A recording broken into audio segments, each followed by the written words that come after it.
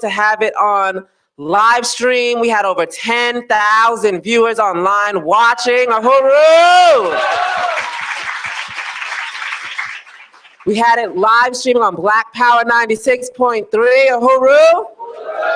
Yes, and that's not just local, but now Black Power 96.3 is released worldwide. It is on access online. So many people were tuned in. So many Africans were tuned in to the APSP Plenary 2017. Isn't that powerful, y'all? That is so amazing, y'all. You know, the radio station is a beautiful thing, y'all. It got people in the streets going crazy. They crashing into things now, y'all. You know, they're hearing about Black Power on the radio. They can't control themselves. Huru!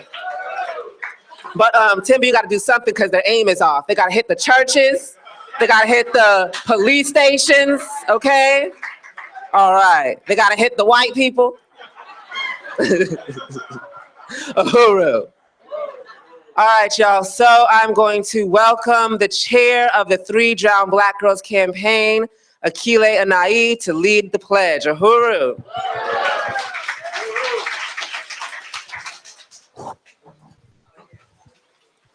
Huru. Y'all should have it in your hand, right? But a lot of y'all have it committed to memory. I believe in you. All right. I pledge allegiance to my African people. I pledge to develop my mind and body to the greatest extent possible. I will learn all that I can in order to give my best to my people and our struggle for liberation through revolution. I will keep myself physically fit, building a strong body free from drugs and other substances which weaken me and make me less capable of defending myself, my family, and my African brothers and sisters. I will unselfishly share my knowledge and understanding with others in order to bring about change more quickly. I will discipline myself to direct my energies thoughtfully and constructively rather than wasting time in idle hatred. I will train myself never to hurt or allow others to harm my African brothers and sisters, for I recognize that we need every African man, woman, and child to be physically, mentally, and psychologically strong. These principles I pledge to practice daily and to teach them to others in order to unite my people in the struggle for freedom and independence. Uhuru.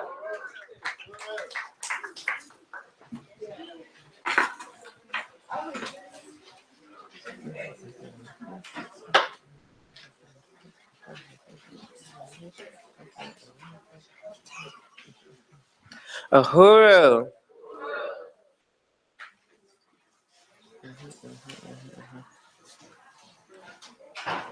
All right, so next we're going to have Alikia Ngoma, who's going to lead the African National Fight Song, Huru.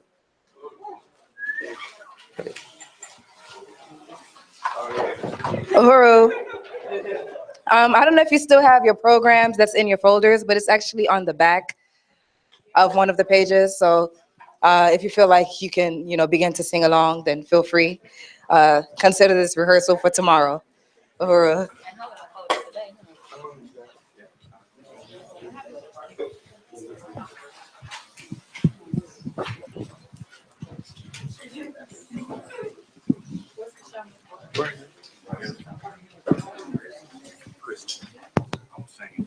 Okay.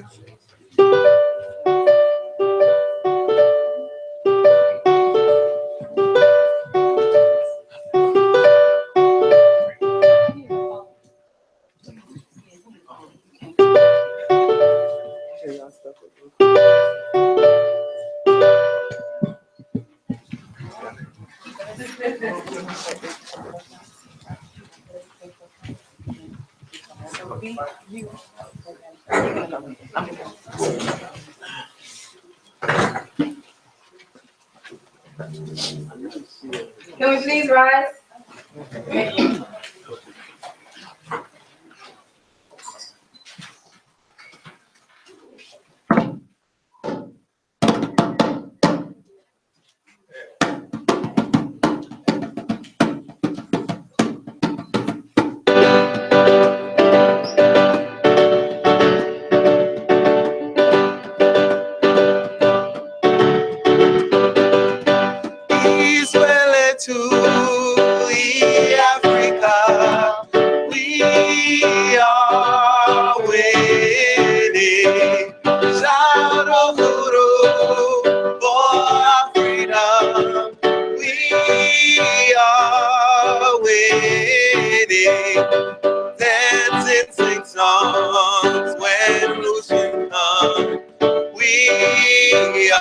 are winning.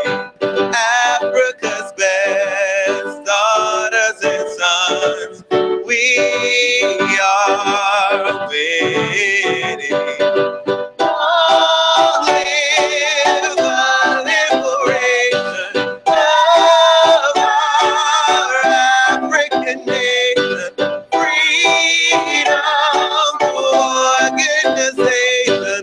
Socialist world, our creation. 1 billion strong, yes, we are one.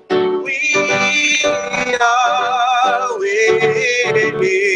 Red, black, and green for you and me. We are winning. Won't stop the fight till we are free. We are winning. African workers, we must unite. We are winning.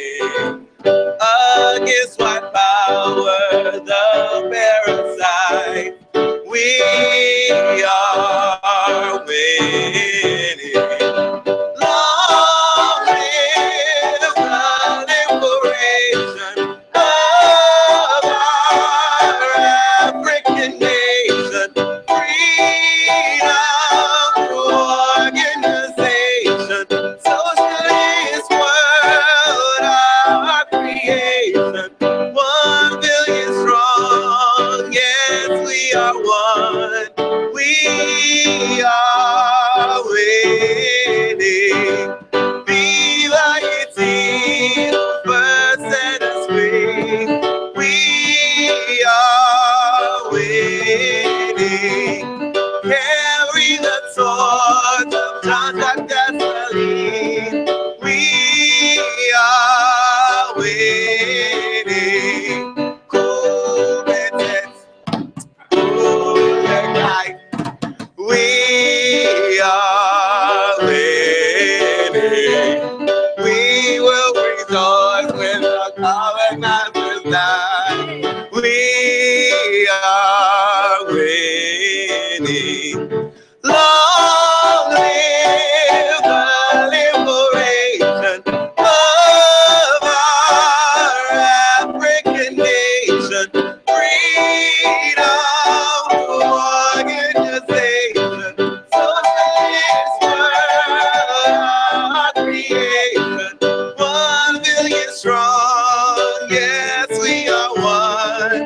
We are winning.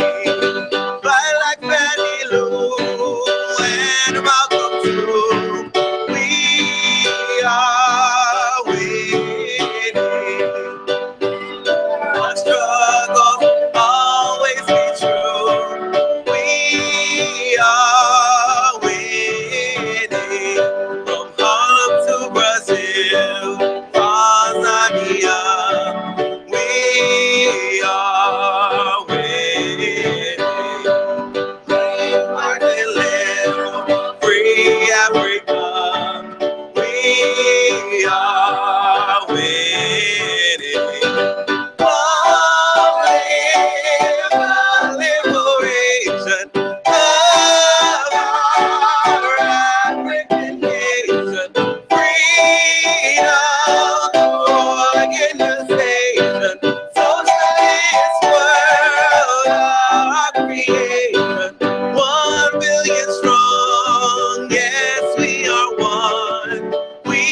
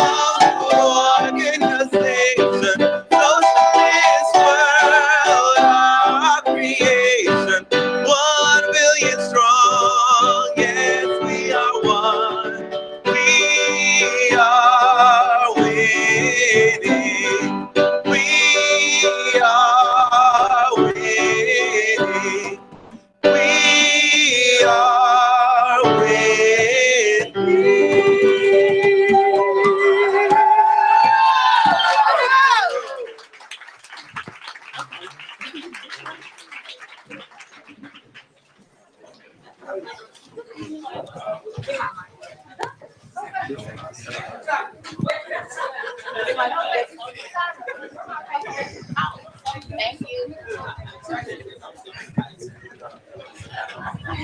I can see.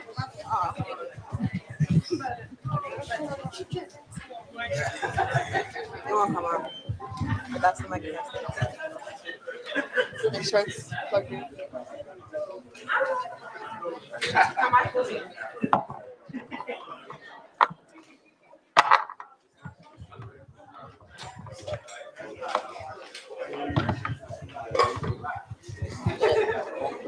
Huru. Yes, we are winning. Yes, we are winning. Can y'all hear me? No. Oh. They can't hear me? They can hear me now? Can you hear me?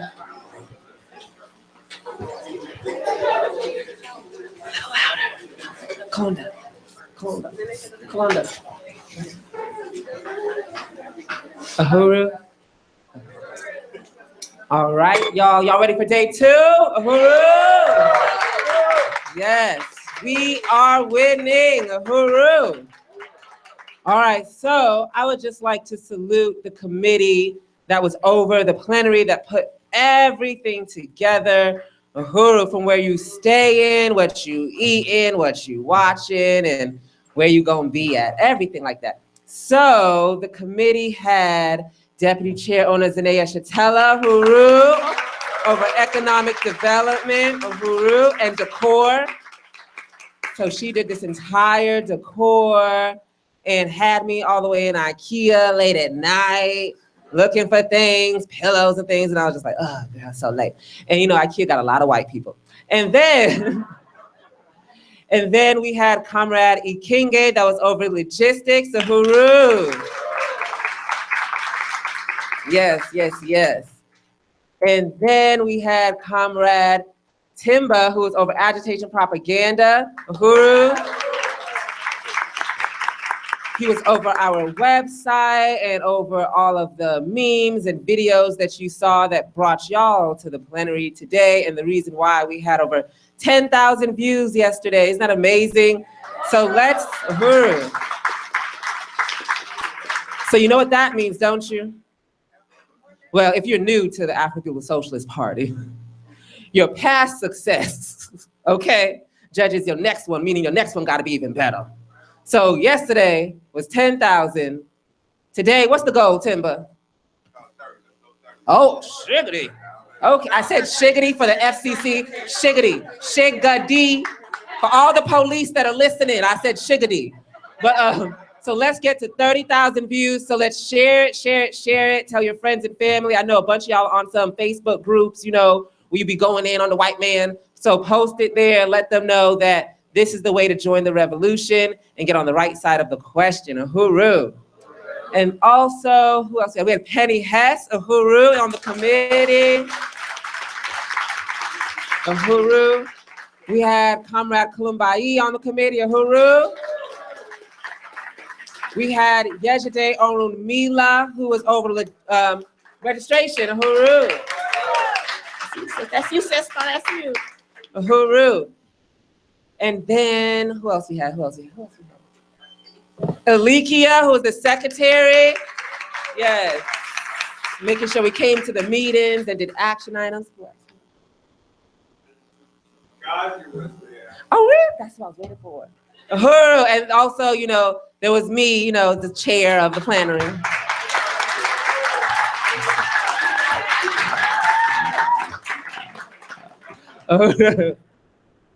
All right, y'all, so let's get the show on the road. Let's get some more political education.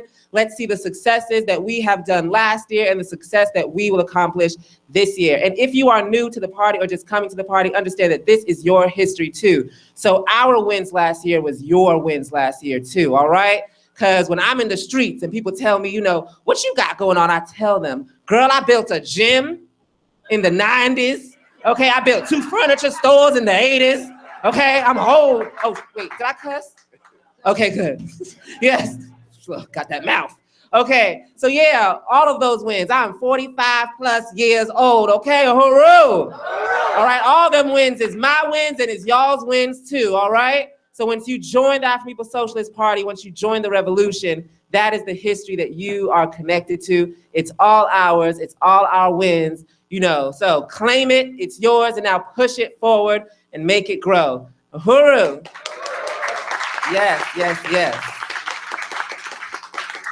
All right, y'all. So next up, we have the dynamic and amazing office of Deputy Chair that is over Economic and Development.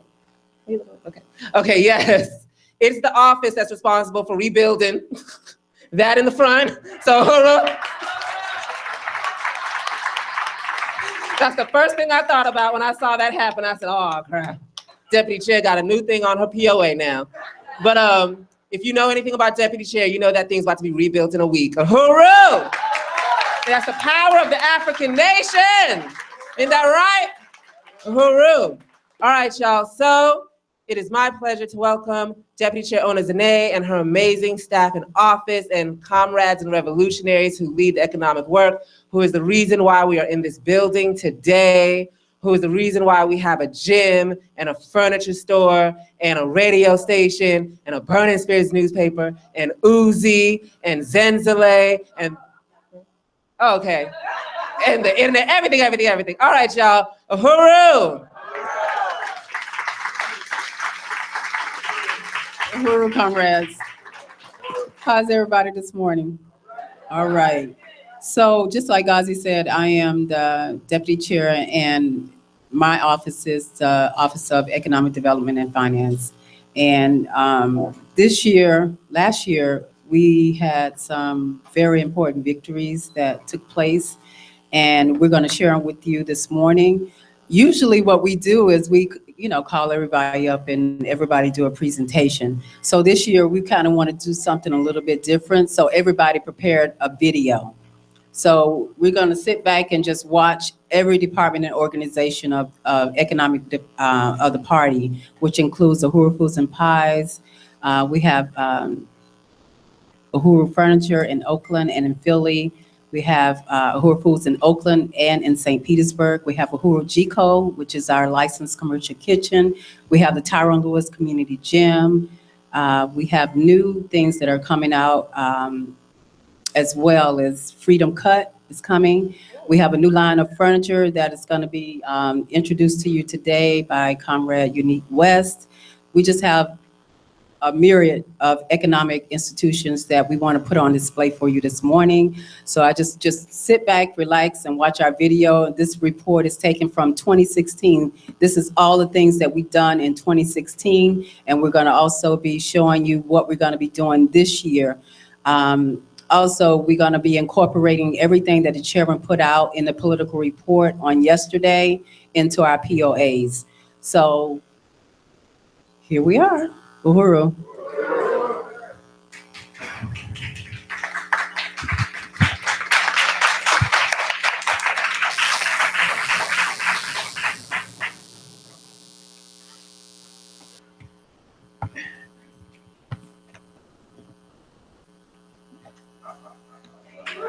My name is Ona Zane Shatella, and I'm the Deputy Chair of the African People's Socialist Party. I'm getting ready to take you on the remix for the Office of the Deputy Chair Victories in 2016.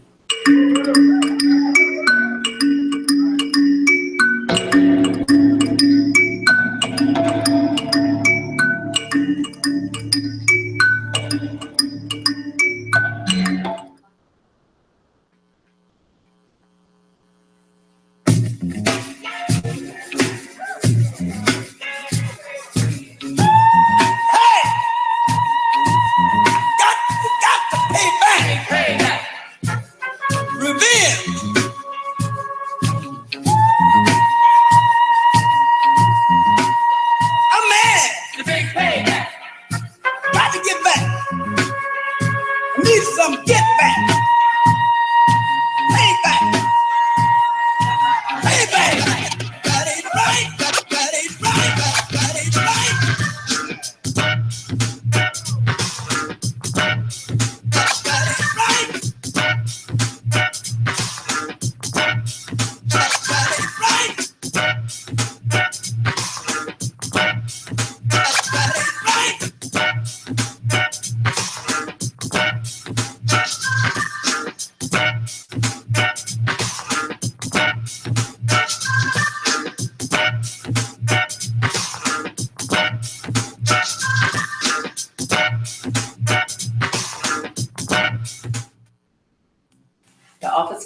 chair has organized and institutionalized budget development meetings and trainings with virtually every organization, department, and committee of the party. This plenary cannot overlook the success of our economic development work. Since our 6th Congress, we have seen this area of the work. Many new ventures have been introduced with notable success. My responsibility as Deputy Chair of the African People's Socialist Party is to lead all the economic work, which includes building every department and organization to its economic capacity. When we say that political and economic is one, it is more than just a slogan. It does more than resurrect the tradition of the party by integrating all of our economic work into the political fronts that we lead. It is a recognition that ultimately politics is concentrated economics. So the Office of the Deputy Chair also has to find a way to make sure that the African nation can feed, clothe, and house African people. That's one of the basic necessities of building, the whole capacity for economic development, is to feed, clothe, and house our people. The masses of our people are interested in politics primarily as a means to change their conditions of existence. In the first place, this means our ability to feed, clothe, and house ourselves. It means being able to provide for our children and families and to live with an element of dignity associated with being economically competent within the context of our social existence. The mission for Black Star Industries, which is the LLC, the Limited Liability Corporation of the movement, is to build economic development for and between African people worldwide. The Tyrone Lewis Community Gym was formed back in 1992, dealing with health and wellness in the African community. The Tyrone Lewis Community Gym, a symbol of self-determination, smack dead center in the heart of the African community of St. Petersburg, Florida. Tyrone Lewis was a young African male senselessly murdered by the police department of St. Petersburg, Florida. What ensued after the murder of Tyrone Lewis was nothing short of revolutionary. My name is Kafinsi Nsimi. I'm the manager of the Tyrone Lewis Community Gym, and my passion is helping people become better versions of themselves, especially the kids. My name is and I am over promotions and membership for the All People's Tyrone Lewis Community Gym. With the expansion, you have the space for the kids, space for the women's Zumba. The women that come to the gym like that, if you have a broken equipment, we have treadmills, we have bikes. They can get help. It's not a bunch of guys docking at them, trying to hit on them. They can come in here and feel safe and get a good workout in. You guys show nothing but love. Make sure I do the right thing. You stay on my back all the time. With my training, with my eating, my everything. And that's what I love about you guys. The Tyrone Lewis Community Gym believes in putting forth the leadership of African women. No one embodies this better than 10-year member, Tyrone Ballou. We have seen her develop over the years and is now sought after in the community to join what we call the Terror Squad, a group of like-minded African women that meet at the gym every day at 5 a.m. to achieve their goals of health and fitness. These women are dynamic, as you can see. They come into the gym, they're dedicated. Sometimes they're even there at 4:45 in the morning, putting in that work. Been working out for years here at Tyrone Lewis Gym, like 10 years now. One of the only females in here, like solely coming in the morning. I work out with women, all shapes and sizes. I believe beauty is in all shapes and sizes. You can be healthy. It don't mean you have to be a 2 or a 5 to be healthy. You can be a 10 or 14 and still be healthy. Whatever your health is, you need to be the best of it. Begin or end your workout with one of our delicious smoothies made from real fruit, never any artificial flavoring or preservatives, with supplement options, even for vegans. 2016, the Tyrone Lewis Community Gym came in with our sleeves rolled up, fighting the issue of childhood obesity. We have gas stations where the kids are getting their nutrition from in the form of potato chips, in the form of candy. With our Kids Fit Camp, We hold it every Saturday at 10:30 a.m. to noon to get the children back into the habit of being active.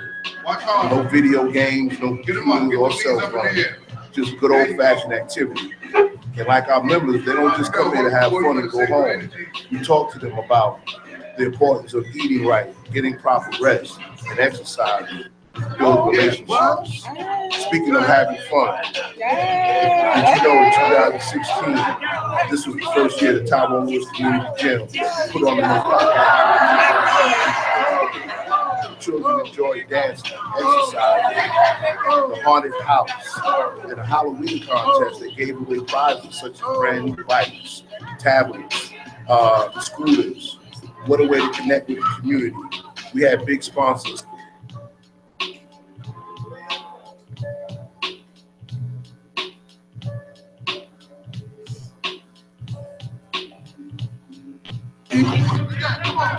One of our popular programs is our boot camp / box aerobics, held at a popular park in St. Petersburg, Florida, where Africans congregate to work out.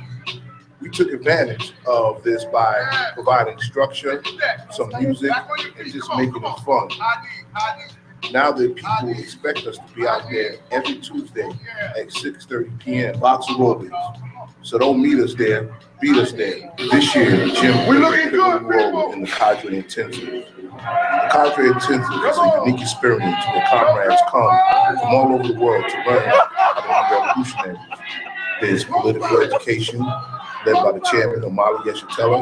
Then there is physical education, led by Kifinsi and Shango. Here we have the cadres participating in a bit of physical education, climbing the rope. We as cadres know that we cannot wage revolution unless we are both mentally and physically fit.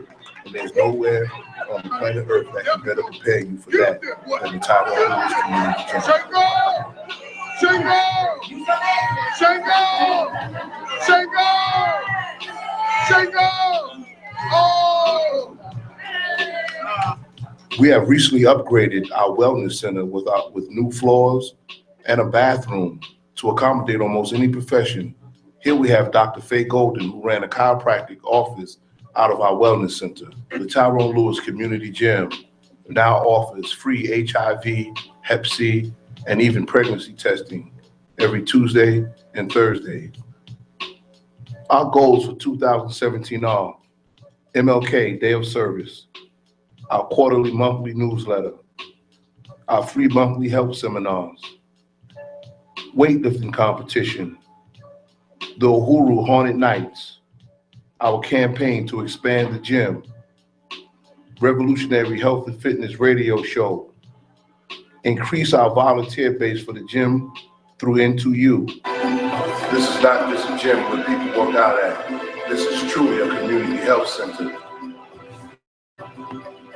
The Africans One Big Strong Donor Campaign is actually the second largest institution that the party has, and it's been around for 40 plus years now. And in 2017, we're going to really build the infrastructure to, to feed, clothe, and house African people.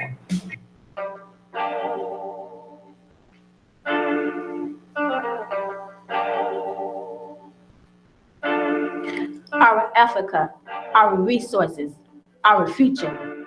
Reparations for stolen African lives.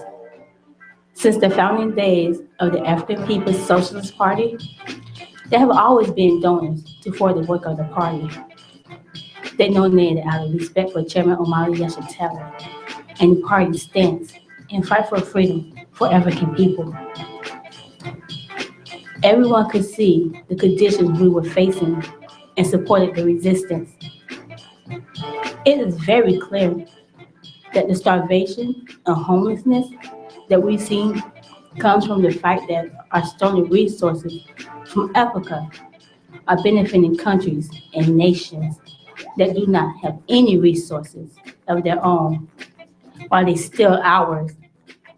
With the Africans 1 Billion Strong Donor Campaign, Deputy Chair Onizane Yeshitela developed a program that puts the chairman's vision of a liberated independent African economy into a reality.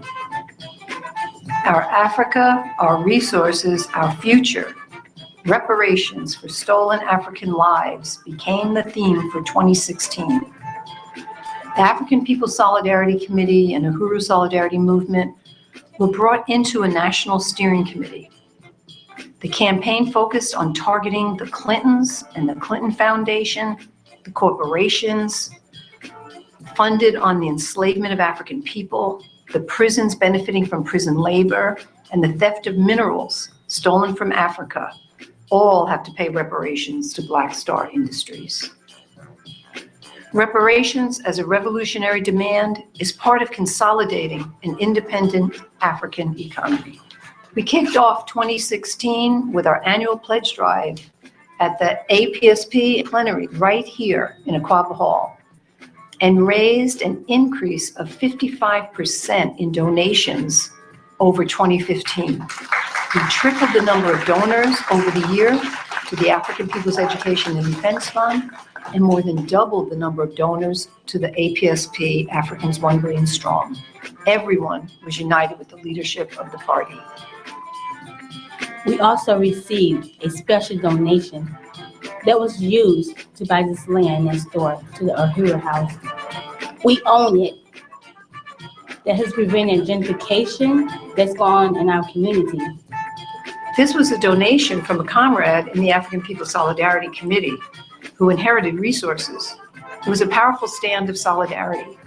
She understands that the social wealth white people have handed down generation after generation rightly belongs to African people whose labor and resources built this country.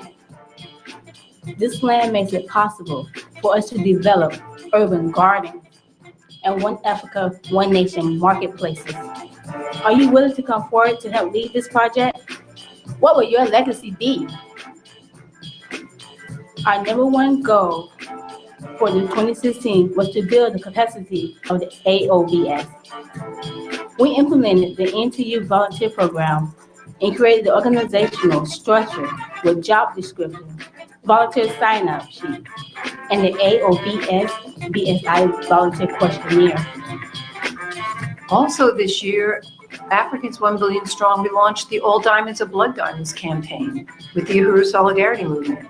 BSI partnered with USM for a February Valentine's Day event to expose the brutal price paid by African people for the economic benefit of white power.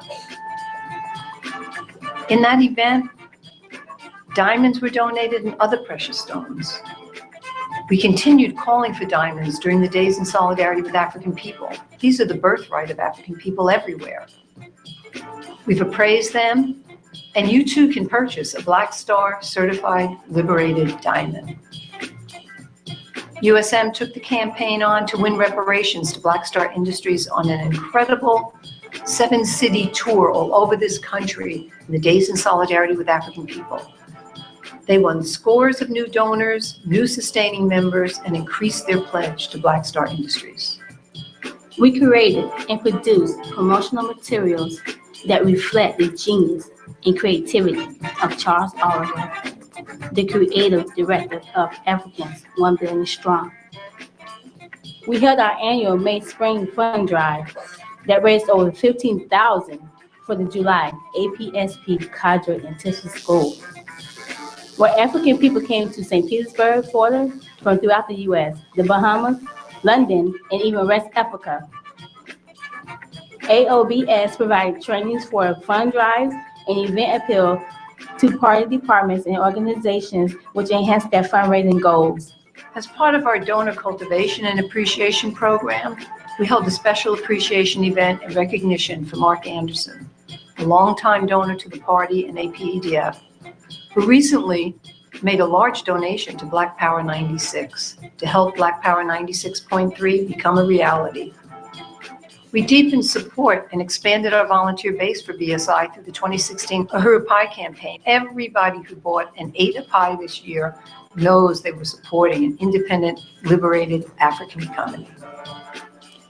BSI is carrying out the goal to feed, clothe, and house our people.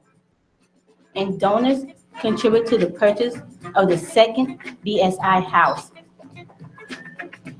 Deputy Chair made economic fact-finding trip to St. Louis, and with the parties there, identified a building for their Huru House, St. Louis. The most powerful goals met in 2016 were the recruitment and leadership provided by Kunde Mwambita and Ngoyi Falayan. In 2017, consolidating all fronts of the AOBS BSI campaign under the umbrella of reparations. We're going to target the ruling class, the moneyed sectors, the corporations to pay reparations to Black Star Industries.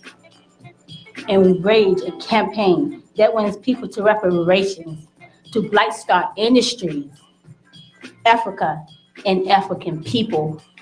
We have to expose the wars going on now in Congo and in Zambia for the coltan and diamonds. Expose the conditions for the African community in the U.S. The diamond industry is only going to fork over diamonds when they feel pressure from a mass movement, the Huru movement, demanding that the diamonds go back to Africa. On February 18th, we will hold an AOBS BSI conference in St. Petersburg, Florida, to adopt a plan of action for building the committee, increasing our donors and donations, laying out the full 2017 campaign. This includes the plan to promote the chairman to be on mainstream media through an international media campaign. And on March 3rd, the Africans 1 Billion Strong campaign will attend and challenge the Harvard University Conference. Universities and Slavery, Bound by History.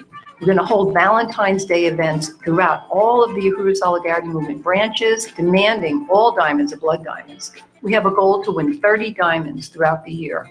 On February 14th, Valentine's Day, the Africans 1 Billion Strong will also partner with the Campaign for Justice for the 3 drowned Black girls in producing Infinity Match speed dating event in St. Petersburg, Florida.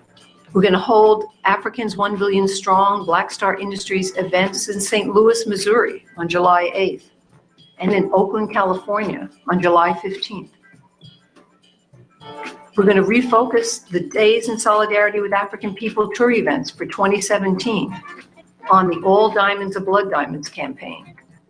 We want to invite ASI Secretary General Luwezi Kinshasa, born in Congo, to be on the tour speaking with Chairman Amalia Shatella, APSC Chairwoman Penny Hess, and USM Chair Jesse Neville. We need you to unite with us in building a liberated African economy. We're Africans 1 billion strong and on the front line fighting for the liberation of our people. There'll be no revolution without an African economy. White people, this is our opportunity to overturn our relationship to African people through winning reparations. You too can join the Africans 1 Billion Strong donor campaign.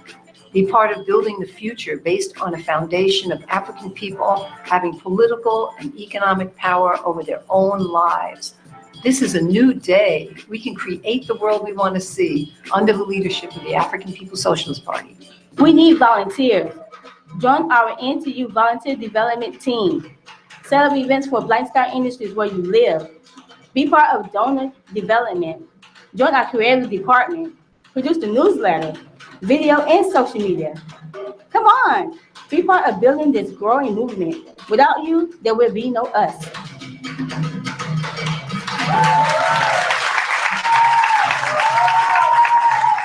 You can be anything you want to be in this movement. We have a place for everybody, and I'm truly an example of that. I came to the movement from the petty bourgeoisie, capitalist system, and now I lead, the whole African economic economy, and the party has entrusted me to take this on, and I'm really up for that challenge. I never thought that I could be anything that I'm doing right now. Everything has been learned, by training and development through political reports, plans of actions, just determination to make it happen.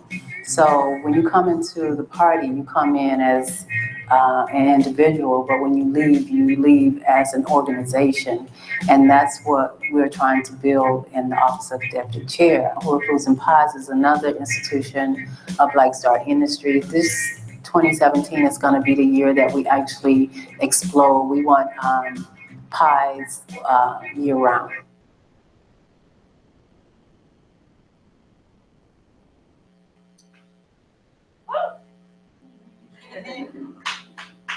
This is the Huru Foods St. Pete.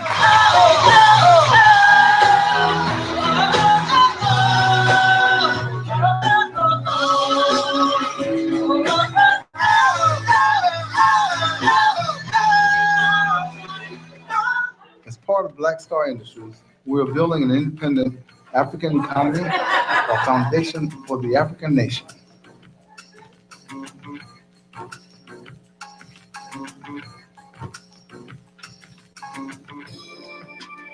In 2016, Huru Foods and Pies St. Pete continued the 14-year tradition of a Huru breakfast and lunch booth at the weekly Saturday morning market from October through May each year. Scores of volunteers participate with our core staff to prepare and serve quality, delicious meals to hundreds of customers each week. Many student and community groups have worked with the Huru Foods and Pies over the years, including key clubs from Pinellas Park High School and Tampa Prep High School, University of South Florida Women's Sailing Team, University of Tampa Peace Center, and many others. We are also able to get part-time staff through a program for older individuals. They are paid by the AARP. We have culinary arts students from the Pinellas Technical College who work through Career Source Pinellas in the paid work experience program. This fall, we added several team members from other movement departments and organizations to temporarily fill our core team while we build. Akile Anai is our lead cook and shopper. My name is Aquaba Hall, and I am the front grill master at the Saturday morning market. I be flipping and whipping the breakfast and lunch wraps, and how it feels to working in the Office of Deputy Chair and for Black Star Industries. It feels better than any other job I've ever been on, and to know that all the work that I'm doing is forwarding the economic work of the African Socialist Party, Black Star Industries, and the new African economy for African people, having power, self-determination in our own hands, and that includes the economic portion of the political work. So it means a lot to work in the Office of Deputy Chair at Saturday morning markets, and if you haven't gone already, come make your way over and get one of my delicious wraps.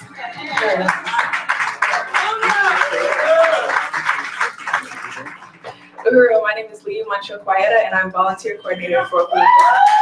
Basically, what Huru Foods and Pies means to me, Huru Foods and Pies took me away from my colonial job, and I actually got a chance to work with APDF and understand more about what APDF fights for, and I'm glad that I get to work for an organization that's actually forwarding economic development within the African community and actually pushing for, actually putting forth a step closer to self-determination. And Kunde Mwambita just joined us. My name is Kunde Mwambita, and I'm with Huru Foods and Pies. We're over at Delicious Pies. I set up the pie tables, of course, we reference red, so it looks nice and gorgeous. So I've been with Huru Foods and Pies since November, maybe November the 15th, or like a couple of weeks before Thanksgiving, and I'll be here until everyone else come in. So I'll be here forever, I guess.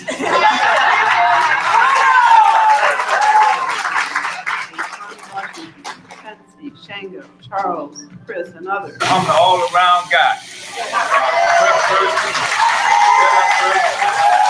Big time man. I'm the go-getter. Right there. Our one-time cut coordinator, Aldo.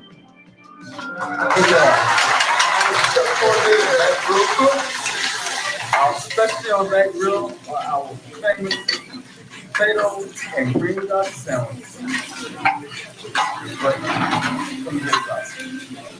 Under the direction of the Office of the Deputy Chair, Ona Zanea Shatella, and leadership from the APSP National Office of Recruitment and Membership, Huru Foods and Pies participated in the Huru NTU Volunteer Recruitment Program this fall to build the organizational capacity of Huru Foods and Pies. With the creativity of Office of Deputy Chair of Huru Design Studio's Charles Oliver, we created NTU volunteer recruitment literature and videos.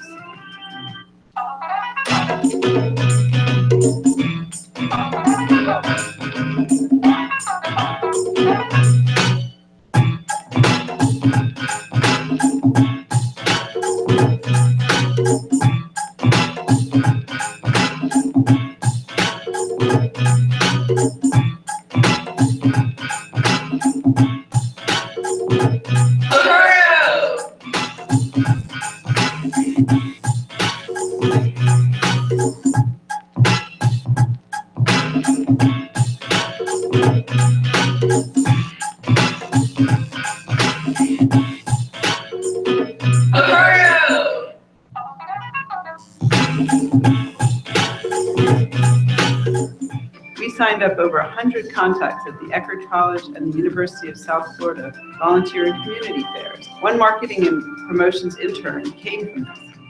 We also brought potential volunteers to the biweekly NTU volunteer orientations that started in September of 2016. As part of the NTU program, the Huru Foods and Pies developed an organizational chart and job descriptions for each position that is needed to build the structure of Huru Foods and Pies. To join a Huru Foods and Pies, there are many positions open. We need a market coordinator, head baker, and assistant baker, pie campaign sales coordinator, volunteer recruitment coordinators, political action and outreach coordinators, and many others. This year, Huru Pies expanded our reach with pie booths at several local farmers markets, including Gulfport Tuesday Fresh Market, the Corey Avenue St. Pete Beach Sunday Market, and the St. Pete Saturday Morning Market. This increased our customer base and political support in the community. Also brought in several new volunteers. We were able to sell over 800 pies through November and purchase a second larger mixer for Huru Chico. Deputy Chair Ona Zanea led all of the movements to participate in the pie campaign, staffing the market booth, baking pie boxes, boxing and labeling pies. Huru Foods and Pies also continues to play a role in renting the Huru Chico Community Commercial Kitchen.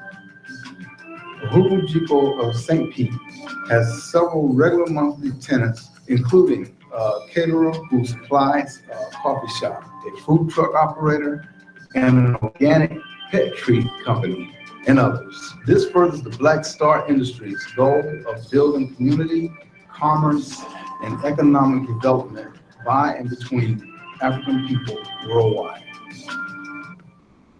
In 2017, our main focus is to recruit and build a consistent, bigger volunteer base, fill our key positions, and build a steering committee. With this, we can take advantage of even more opportunities to wholesale, to do more markets, to cater, and to have Huru Foods and Pies be the multi-million-dollar business of a Black Star Industries, part of the independent economy for the African nation.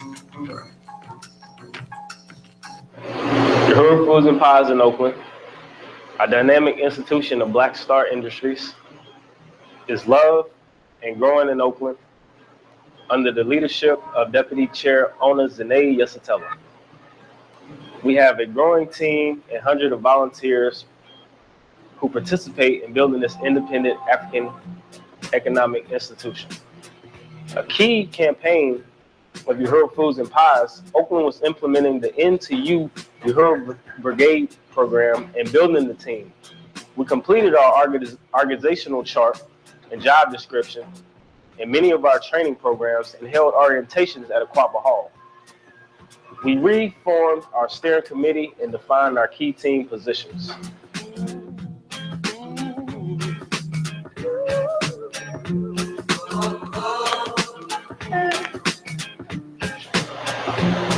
Every Saturday in 2016, you can find your Huru Foods delicious breakfast and lunch items at our outdoor kitchen at the Grand Lake Farmers Market.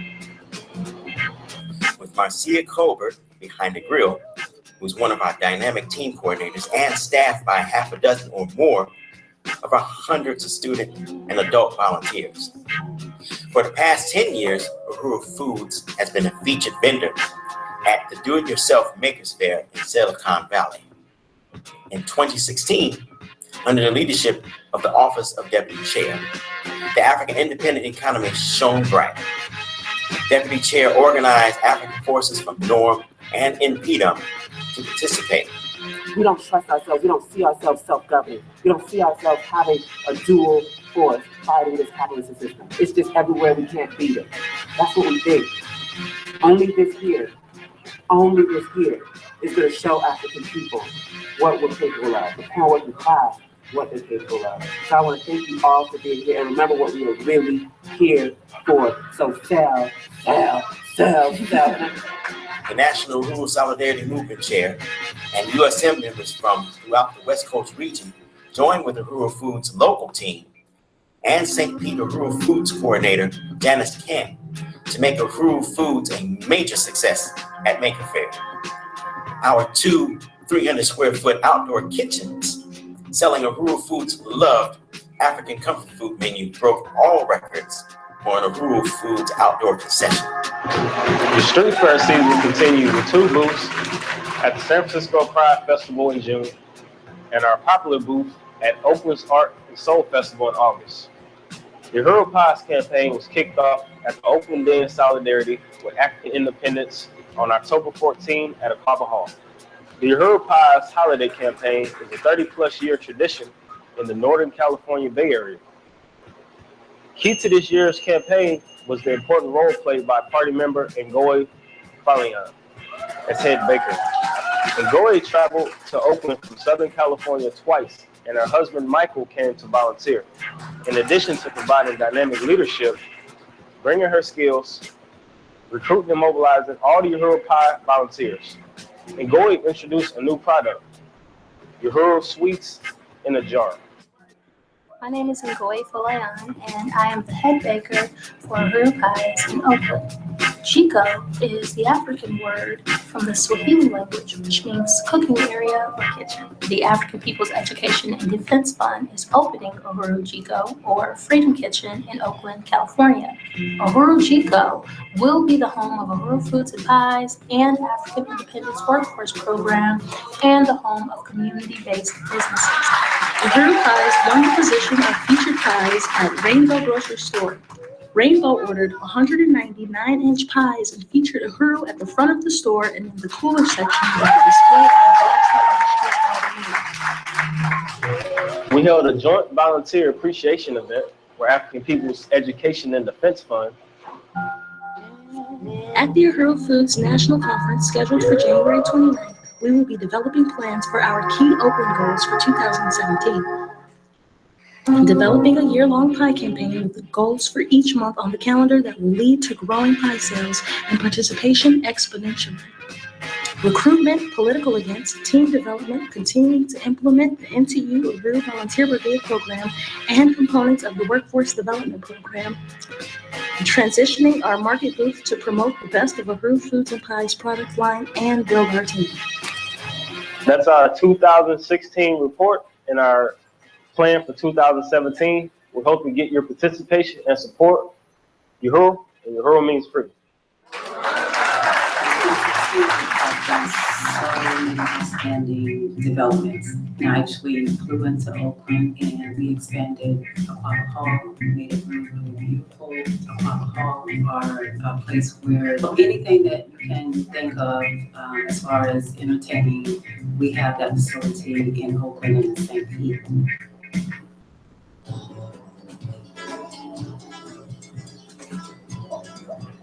Huru 2016 started out with an extensively renovated Huru house, transformed into Aquaba Hall.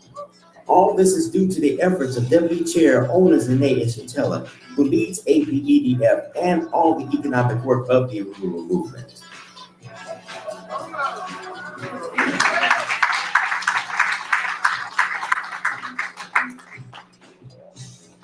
The Huru Community Garden was started in 2012 rededicated in 2014 and continues today with two varieties of greens, rosemary and jasmine, potatoes, and more.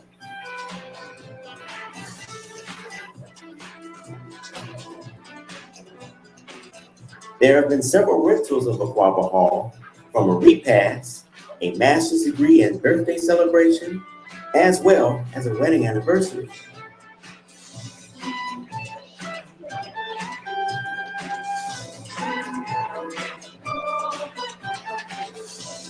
Aquaba Hall was also the site for MLK Day of Service, which had over 50 volunteers.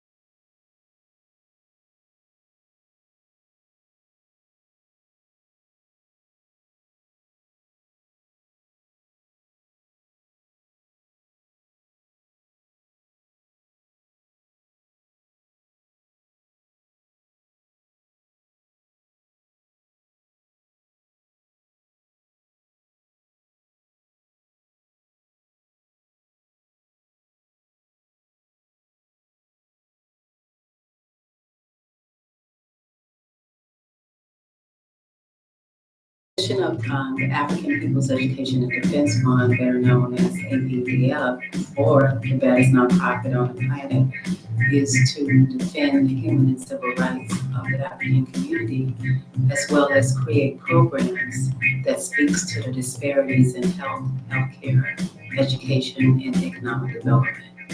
We have the Huru Furniture and Collectibles in Philadelphia and in Oakland, California.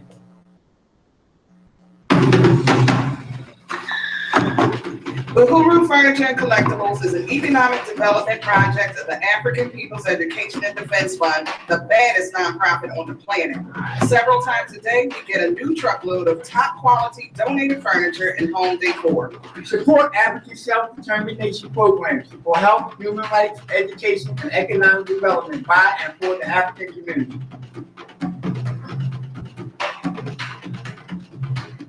Huru. Working under the brilliant revolutionary leadership of Deputy Chair Ona Zane Yeshatela, in 2016, Huru Furniture and Collectibles Philly celebrated 22 years as an economic development institution of the African People's Education and Defense Fund. Huru Furniture raises resources for APEDF, meaning the Huru movement, and has built a broad and deep base of support for African freedom and self-determination. We've made a great leap forward this year. We created new product lines such as Enzo. Beautiful African-style furniture and home decor involved hundreds of volunteers, shoppers, and donors from all walks of life. We've solved problems and played a role in the African People's Socialist Party strategy of building a liberated African economy for the African nation. Every couple hours, we unload a truck full of new donations from throughout Philadelphia and the region. We have a great staff. These are the people who make it happen every day. Hassan, Huru. My name is Toy. I've been a part of the Huru for about 9 months now. I'm part of the operations, truck team, and sales. Here's Ulysses. My name's Anthony. I've been working here for a month now. My name is Ali. And I'm the chair operations coordinator of the Huru Furniture and Collectibles store in Philadelphia. And I'm a proud person, proud member of the Huru organization and the APDF. My name is Amir. I have been with Huru Furniture for nearly 2 years now. I started out volunteering, helping out with the sales and later donation in the flea market. And now I'm working, as in I'm employed here on the business campaign, as well as also helping out part-time with donations. Our steering committee leads all the work. Allison Haney, manager and marketing and volunteer coordinator. Rudy Diddleson, sales manager. Janice Bryant, donations administrator. Ali Hutley, sales team and operations coordinator. And Sarah Alsati, design coordinator. UFC has a deep and growing base in our community. We are known for going the extra mile in customer service for our shoppers and donors, and the people love APEDF and our mission. As part of the strategy for providing the African community with food, clothing, and shelter, people appreciate that they can get great quality furniture for amazing discount prices at Huru Furniture.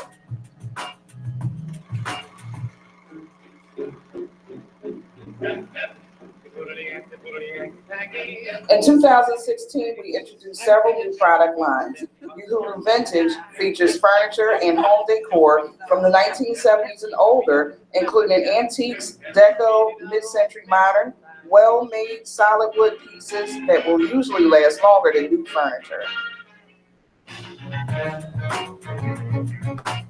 Our newest line is Enzo, African styles at home and abroad. Enzo means home in Congo. We produced hand-painted African-style furniture, African fabric pillows, added a line of jewelry, picture frames, reupholstered chairs and stools, and reproduced portraits of 12 African leaders available to the community, as well as initiating a new line of greeting cards. Hi, my name is Denise Davis. I am an interior designer and author of The Spirit of African Design. And I have been coming to Huru for many years. The prices and the furniture just always, especially because I love furniture, have always made me want to come into the store. And I found out that they were launching a line called Enzo, and that they were looking for they were starting to stencil furniture. And I said, oh, I happen to be a sort of an expert at stenciling. I've been stenciling for years.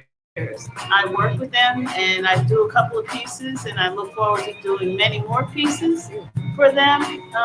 But I think it's just a great organization and a wonderful, warm, communal place to get furniture. UFC Philly is now an official distributor of Fusion Mineral Paint. It's perfect for furniture, the colors are rich, and it's easy to use. So you can paint it yourself.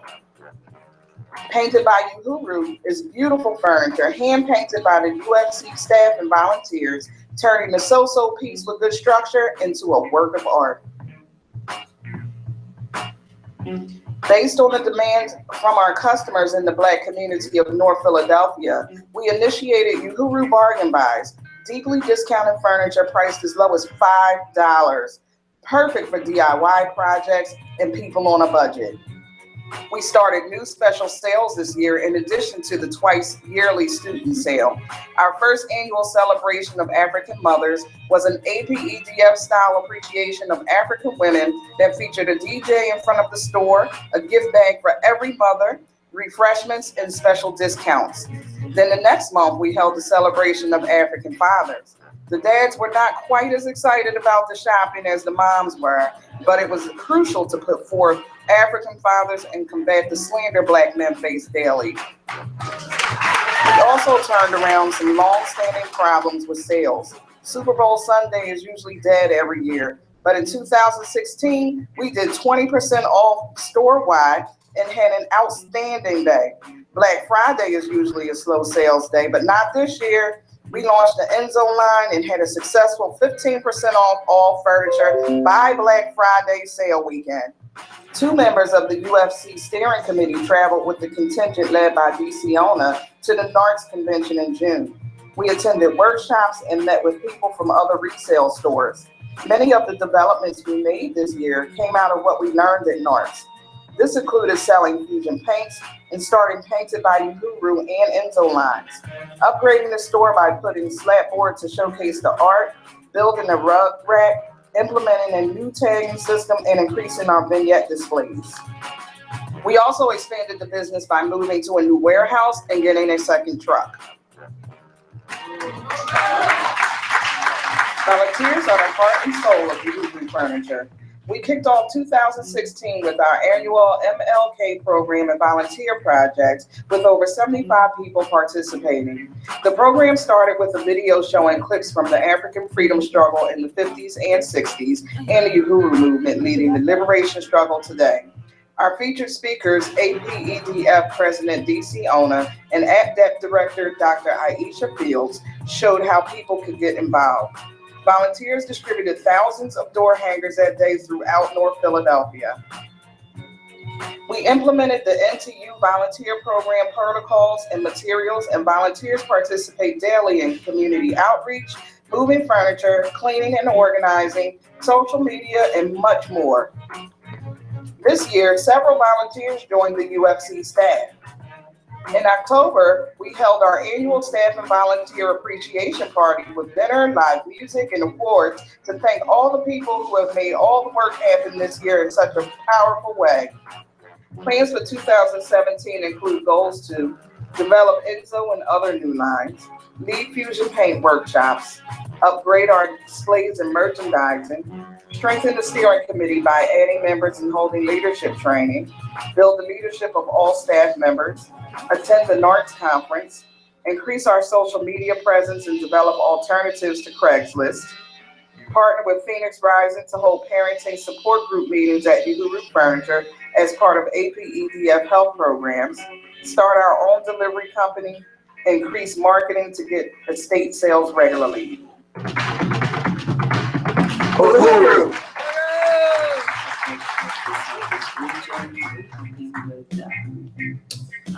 Training in the One Africa, One Nation marketplaces. The 2016 season was a resounding success because of the dedication of our amazing steering committee. They did an amazing job providing the leadership in planning and organizing all facets of the marketplace, the health festival, and the book fair. As part of the mission of self-determination through economic development, APEDF helps vendors and budding entrepreneurs build their dreams of starting their own business and developing their networks through Uhuru Flea Market. The 2016 Uhuru Health Festival's banner theme was Black Health Matters. APEDF partners with local nonprofit organizations, health partners, businesses, entertainers, speakers, and vendors to bring a unique, informative, and unforgettable experience at Uhuru Flea Market. The free all-day festival featured live music, exercise demonstrations from Tyrone Lewis, community gym manager for the Kafensi, dancing, giveaways, 100+ vendors, and our dynamic keynote speaker, APEDF President Onizine Yeshitama. Uhuru Book Fair. APEDF and our many partners are committed to building community-based solutions that have a lasting, positive impact on the education, health, and economic development of our communities. The 2016 Uhuru Book Fair is a powerful annual program that forwards our African self-determination over our education and educational resources. New and returning independent African authors, self-publishers, and poets from across all genres and areas share their expertise as well as provide the community with resources to write and publish their own stories. Another hit of the book fair was the children's area, filled with fun activities such as storytelling, children's yoga, balloon animals, face painting, and much more, all led by our dynamic volunteers, Shawnette, Christian, and Bajia. Community resource tables provided excellent information on alternative education options such as homeschooling, GED program information, and mentoring programs. Our featured guest and keynote speaker, Chairman Omali Yeshitela, electrified the crowd with his powerful presentation and readings from his latest work, An Uneasy for Liberty. Other special guests included Ramona Africa from the MOVE organization, the MOVE Youth Group, Hip Hop, Life and Raw, Karen Smith and Friends from We's the People, APSP Chairwoman Penny Hess, storyteller and drummer Saeed Abdul Samad, revolutionary poet and longtime Uhuru movement supporter Rashid Bey, and the soulful sounds of Phoenix Mystique. Plans for the 2017 season include develop and expand leadership and volunteer base for flea markets and festivals, partner with local organizations and clubs to enhance programmatic opportunities, increase visibility of marketplace to all areas of the city of Philadelphia, develop and build branding strategies, expand steering committee leadership opportunities to vendors, partner with regions within the party to replicate markets in other cities. Uhuru. This report will reflect as one of the dynamic economic development institutions of the African People's Education and Defense Fund. APEDF is led by the revolutionary vision of President Onizane Shatella. Uhuru Furniture and Collectibles has been in Oakland, California for 28 years and is an award-winning retail store that picks up tax-deductible donations of furniture and collectibles and sells these high-quality items at affordable prices. My name is Stephanie Midler, and as a member of the African People's Solidarity Committee, I was honored to be assigned by the African People's Socialist Party to manage this magnificent institution. UFC in Oakland has an amazing staff, which we were able to expand in 2016. Ramel Lucas fills one of the new positions of Sales and Operations Assistant, and Dante Richardson is another new Sales and Operations Assistant. Ramel and Dante move a lot of furniture, connect and build relationships with the community, and complete sales with customers. Talitha Travis fills another new position as Marketing Assistant. Her work is critical to driving customers into the store. Here's Talitha showing the impact work has had in 2016. Huru. My name is Talitha Travis, and I'm the marketing assistant here at the Huru Furniture and Collectibles in Oakland, California. And I'm here to share with you our online growth since I started this position in May of 2016. I am primarily responsible for taking the pictures of all of the items that come into the store and putting them on our blog and also Craigslist so that our online shoppers can see what we have in the store. So we would like to share with you our graph of showing our growth in this store since the expansion of October last year and what it looks like now since we've been doing the everyday process of the online presence. So this is the blue line to represent what our growth is like in 2016. The red line represents 2015, and the yellow line represents 2014. So we wanted to show you that, what it looks like in the last 2 years, what the growth has looked like. And so that is primarily my responsibility. UFC in Oakland wouldn't be where it is today without the day in, day out passion, creativity, professionalism, and just plain hard work of all the longtime staff. This describes Mark Hoy to a T. He is the senior salesperson at UFC. In October 2015, under the leadership of President Onizane Shatella, UFC doubled in physical size. With over 20 years experience in the store, Mark will share how this expansion has helped UFC grow in 2016. My name is Mark. I've been lucky enough to be involved with the Huru movement for more than 20 years. I work at the Huru Furniture and Collectibles. I want to say why it was a great thing that we expanded this last year. There's 4 different points I'd like to make. One is that when we expanded, we needed more staff in the store. More staff in the store means that there's more people that are hungry, involved in African People's Education and Defense Fund. And it's critical that we build the African People's Education and Defense Fund as an organization. There's more people working, there's more volunteers involved, and we're asking much more from the people that work here and from the volunteers. when we expanded into this new space, not only do we have more, but there's geographical subsections into which each person that's involved in the store is able to find their own way to support the movement. We depend on what people bring to this movement. The second reason it was important that we expanded is that we are making our customers happier. Every day that I work here, at least one person comes in and says, "Oh, we expanded, it's so much greater." Our customers really love our larger store. And we're supposed to put our customers first, and so that's something that's really important. The third reason that it was important for us to expand the Huru furniture is that it makes us a more successful economic institution. Since we're expanded, we're able to display the furniture in a way that's much better. In the past, when many times we were looking at situations where sofas were stacked to the ceiling, there was very few places where the store looked nice. Now that we're twice as big, it's easier and more frequent that the store really looks nice. You can sit on everything, you can see everything as you would have it in your home. Another way that the store is a more successful economic institution is the amount of time we have setting things up. And so our front window display is an important way that Huru furniture interacts with the community. It's like a Buddhist sandpainting that gets created and destroyed every night. It reflects the new stuff that's coming into the store. And people come to Huru furniture every day because there's always something there. When we've had this expanded store, that setup and breakdown process could happen in as little time as half an hour. In the past, when we just had one side of the store, it could take 2 hours quite frequently. And so that's a huge impact on the people that work here.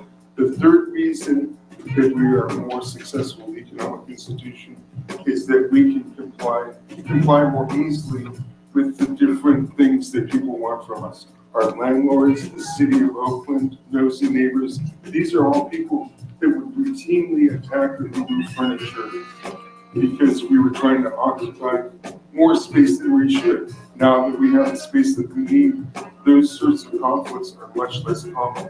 If we're going to end up fighting, and this is a fighting institution, we should be fighting about political issues. We shouldn't be fighting about any regulation. The fourth reason that it was crucial that we expanded Huru furniture is our status as a political institution. Oakland is getting wider and richer every day. To have an institution like Huru furniture, an institution that represents the aspirations of the African working class and is led by the most advanced sector of the African working class is a huge political victory. And we need to build on that. Janine Griswold is also a member of the African People's Solidarity Committee, whose main assignment has been with the Huru Furniture and Collectibles store for over 20 years. Janine is the marketing coordinator and manages promotions, outreach, social media, and more. In 2016, she has continued to develop the business campaign. Gerald Davis is another longtime staff member working as a driver, picking up donations of furniture for almost a decade. In 2016, he joined the business campaign as an on-site estate coordinator, and with his knowledge, skill, and professionalism, enabled us to expand our incoming furniture. Brian Harpster is our donation scheduler with almost 11 years of experience answering the phone and fielding donation offers. While scheduling donations, he is diplomatic, appreciative, and professional always. Here is more on our expanding business campaign. Huru, I'm Janine. I'm the marketing coordinator for Huru Furniture and Collectibles in Oakland. One of the aspects of marketing that has grown tremendously is our business campaign. A big part of how we get unique and high quality items for sale is through our relationships with businesses. The last few years has brought us a sharp increase in extra large donations. An extra large donation is anywhere from 5 to 25 truckloads of furniture. We did 2 per year in 2014 and 2015. Prior to that, it was only 1 for every 2 or 3 years. We did not have any extra large donations in 2016, but the number of business donations almost doubled during the period between June and August of 2016 compared to the previous year. It was up for the entire year. We did an average of 25 business pickups per month over the summer months in 2016. We also won 4 new estate liquidators who donate regularly, plus an auction house. It was clear to us we needed a bigger team to handle the business donations on site. We always send a trained on-site coordinator to all business donation pickups, whose job is to coordinate all the on-site logistics, make sure the donor is satisfied, and won't be calling us again. Harold stepped forward to be an on-site business coordinator. He has a wealth of experience working on the truck, picking up donations. He knows what sells as well as what doesn't, and how much money items are worth at the store, which is a key part of that job. We have received hundreds of truckloads of furniture over the last 5 years easily through the business campaign. Lamps, miscellaneous furniture, of course.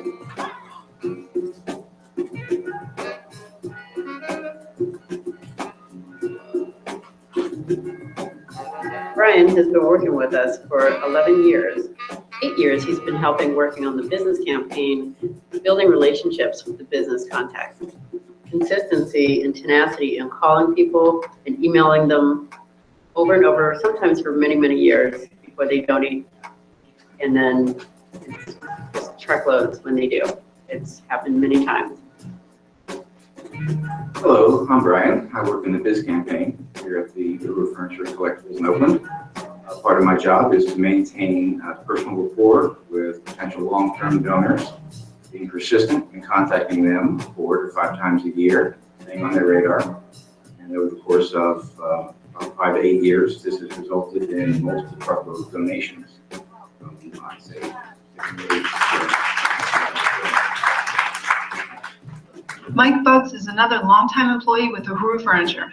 As a driver for UFC for almost 10 years, he has moved countless pieces of furniture in all kinds of conditions, packing a tight truckload to get items safely back to the store.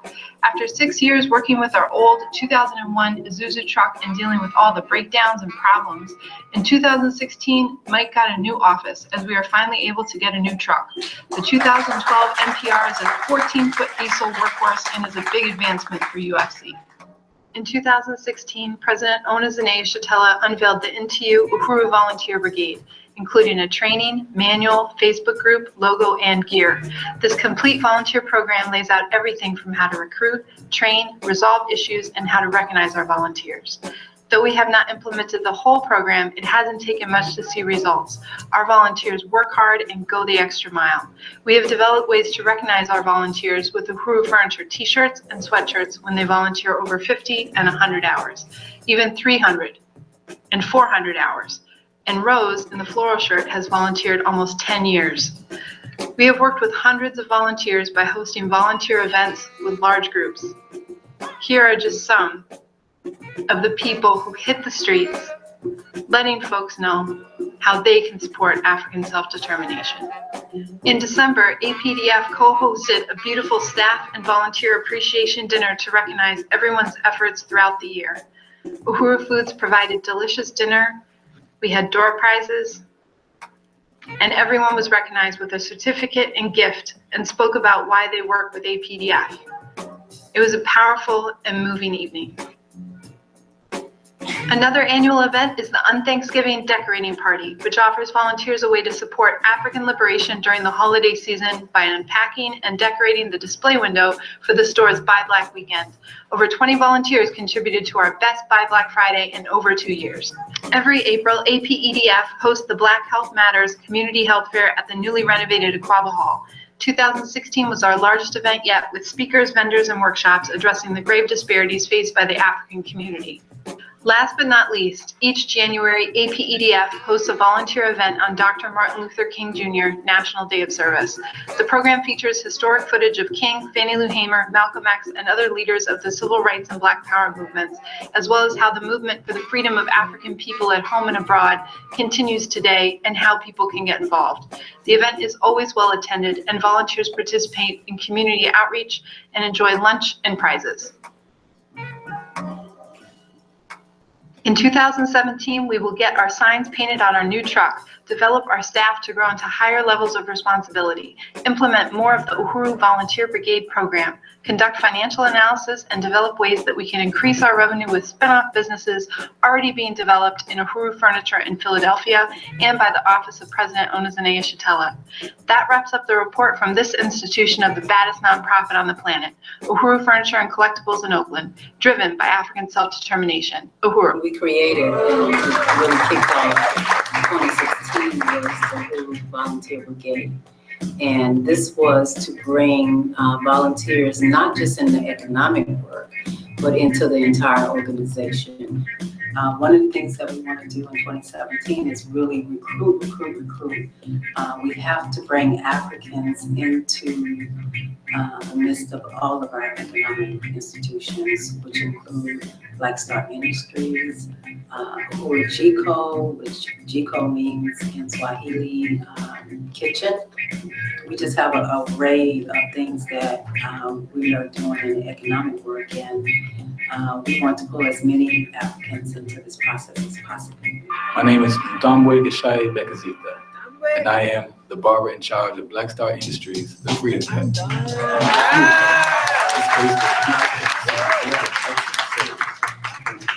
Needs and wants of the community.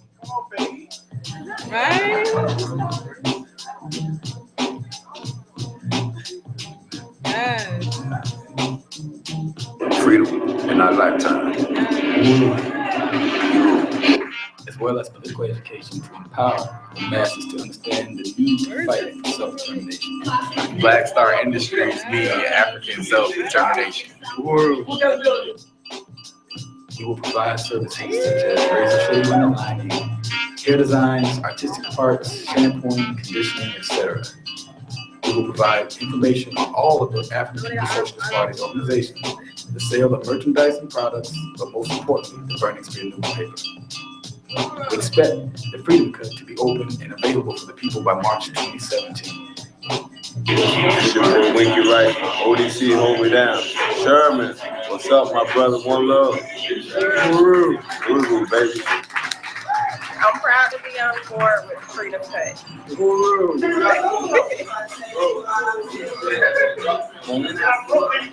Go see my daughter Tomwood.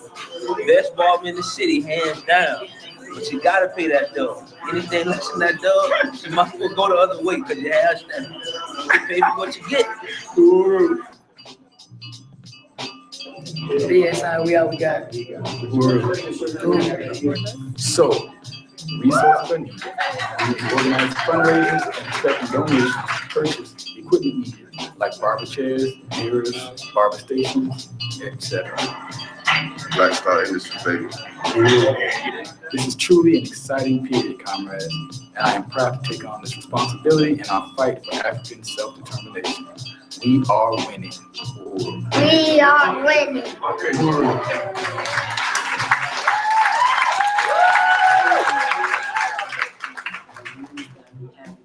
the departments and organizations to help them realize that they have to be economically sustained. So I've been meeting with MP Dom. My name is Columbai Internet, and I am the International People's Democratic Huru. And if you're watching this video, Huru 2017 Plenary. And I'm making this video about how economic and political is one and the same, and we have to understand that in this period. And in 2016, EPDM did some great work, and it was because of the science of the party coming straight out of Deputy Chair Una's office, that they worked with us diligently. First and foremost, they gave us a great project, Uzi, and Uzi have did great this year. Seeing the potential that Uzi have. And this project came directly out of Deputy Chair Una's office, and she worked very closely with our economic coordinator, Adisa.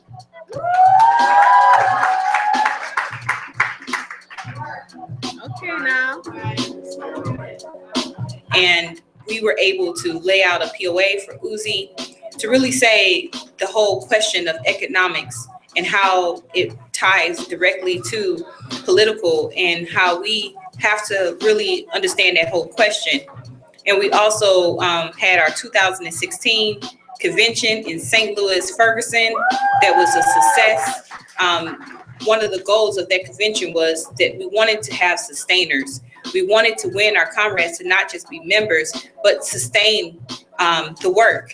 And we were able to do that with the help of Deputy Chair's office. They really helped us have a plan to lay it out, and we were very successful at this convention. They helped us lay out a real powerful video to really help show exactly what EPDM is and what EPDM does and why people should join. When we think about, creating the African nation, we have to think about taking up all the space, socially and politically. And some of the things that, the chairman has pointed out is that we have to have a place where Africans can come, to be social. So one of the things that ODC created was Infinity Match. And it's on a African internationalist level, because we want to build the African nation. We want to build relationships that can be equally compatible. It's going to be important for each person in that relationship to be on the same accord. Enzo is another APDF spinoff. It's designed to take furniture that we get from Huru Furniture and Collectibles and create an African style on it. We reupholster the seats, we paint the furniture and make it with African designs.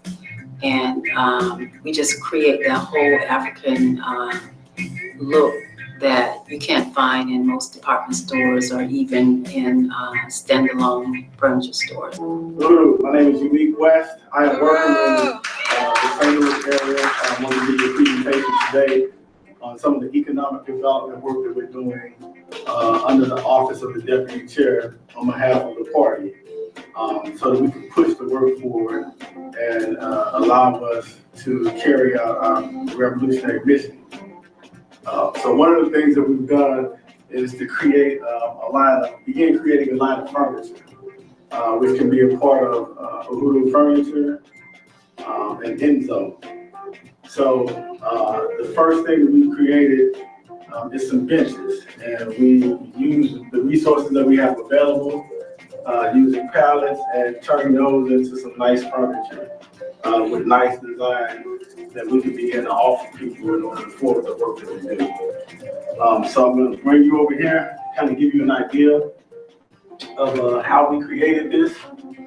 We see that here we have a basic pallet.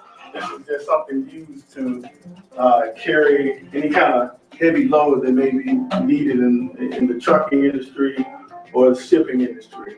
So we took these and made furniture out of it. So you'll see here just two basic boards, 6 feet long on either side, 1.5 feet across. And you see we painted this white. We didn't even paint the entire thing because not all of this will be showing. So we just painted what we needed to paint in order to make it look good and save as much as we needed to on paint. So this may not be something we do going forward, but that's why it looks like this. So we took 3 of these. We got them free from a local trucking company.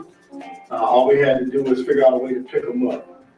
So one of the challenges we may have replicating this in other places is we may not be able to find this particular size and these dimensions of pallets, which work very well for what we're doing here.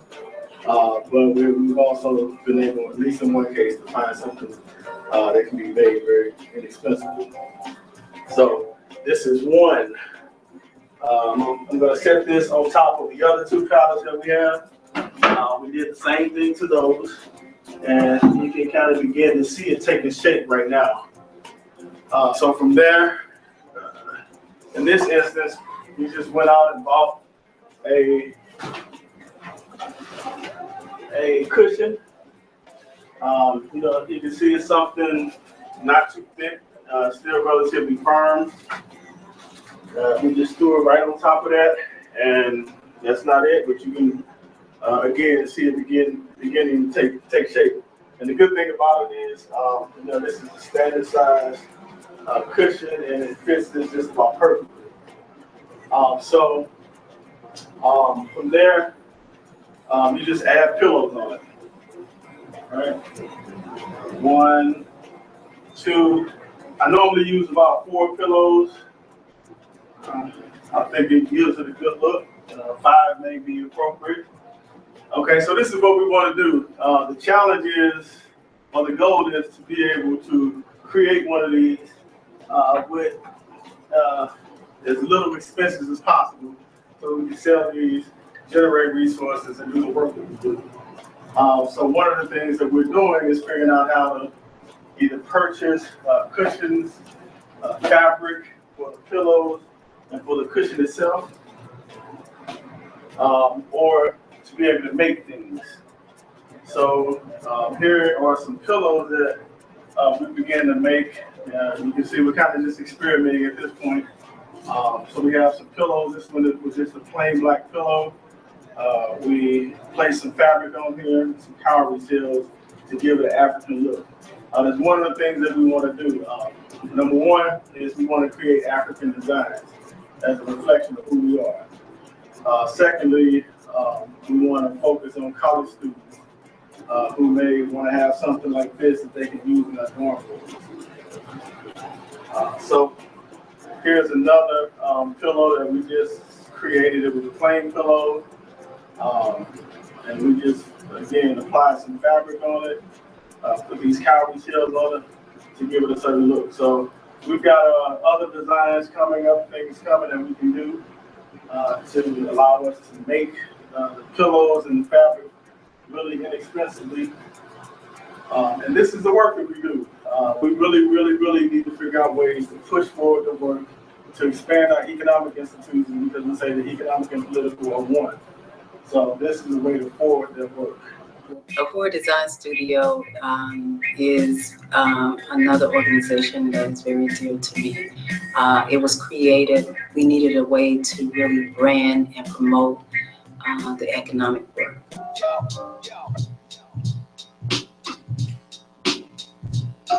(2016) was an exciting year for Huru Design Studio.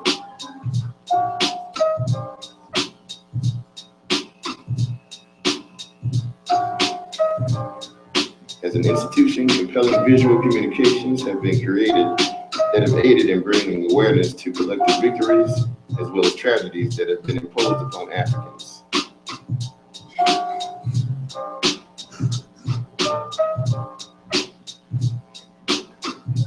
The Huru Design Studio has been a part of the amazing process of developing ideas into brands for institutions that have placed economic independence in the hands of Africans, for Africans, both at home and abroad.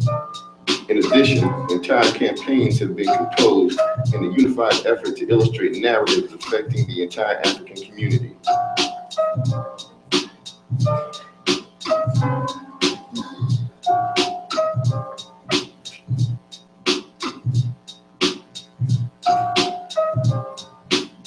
(2017) promises to be even more exciting. Combined with your message and imagination at the core, the Huru Design Studio will introduce new technologies, best practices, and techniques that are guaranteed to elevate future ideas to a new plateau. As we expand, we will extend our creative services to the community and provide internships for creative minds looking for experience. This is more than just a goal. This is a call to action, and you are the main component. The Huru Design Studio challenges you to bring your concept to the table, because together your ideas will be victorious. Together your expectations will be exceeded. Together we will win.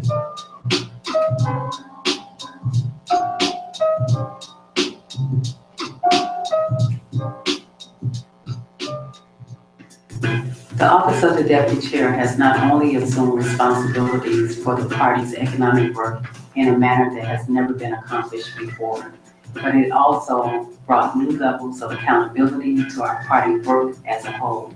Every victory we achieve through accomplishing our economic aims when they are true to the line of the party, will advance the political agenda of our party and the revolution. The political and the economic are one indeed.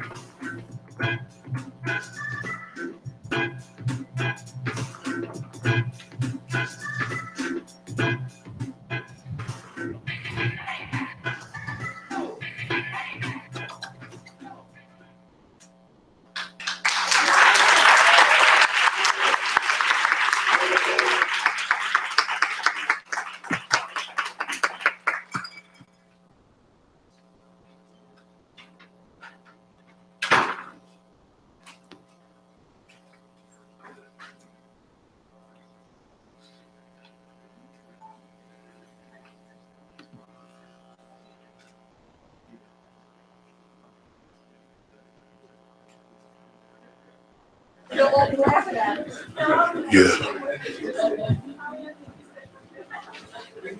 Some of them already had their laughs.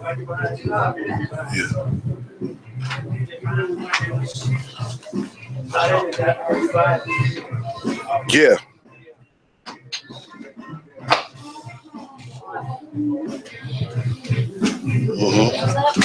Go ahead, y'all. Yeah. Left. So,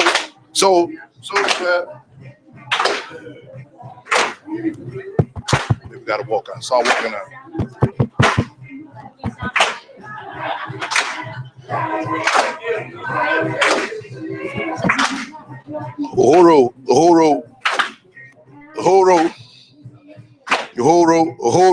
Huru. All right. Another round of applause for ODC.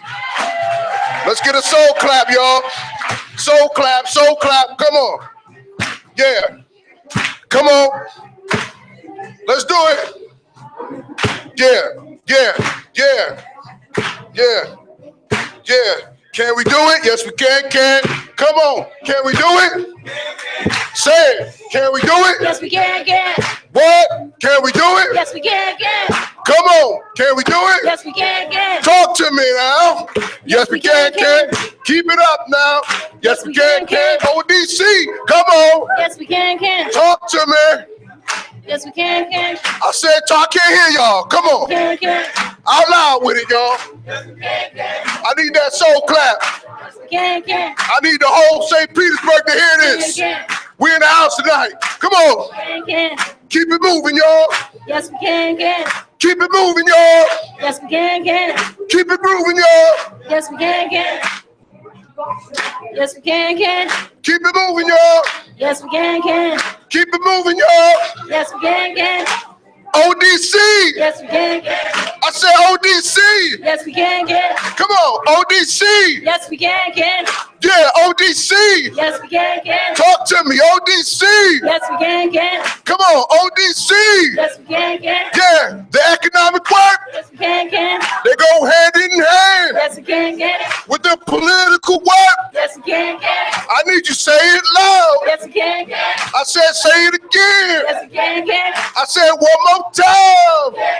I said two more times. I said three more times. Yes, we can. Come on, talk to me. Yes, we can. I can't hear y'all. Yes, we can. They can't hear y'all. Yes, we can. Yeah, down with imperialism. Just say it again. Yes, we can. I said one more time. Come on, get in the groove. I see somebody sitting. Yeah, get about your seat. Get about your seat. Yes, we can. Get about your seat. Yes, we can. Yeah, put your hands together. Yes, we can. I said put them together.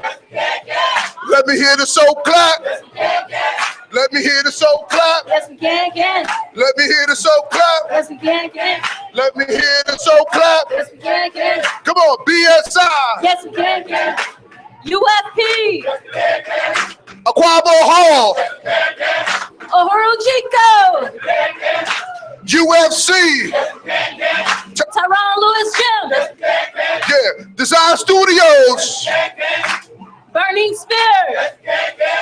The Marketplace. ABEDF. Yes, Hensley.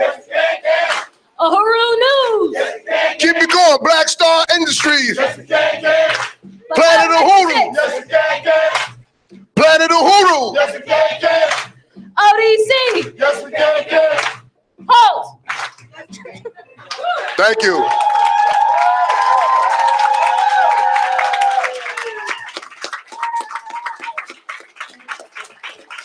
You may all be seated.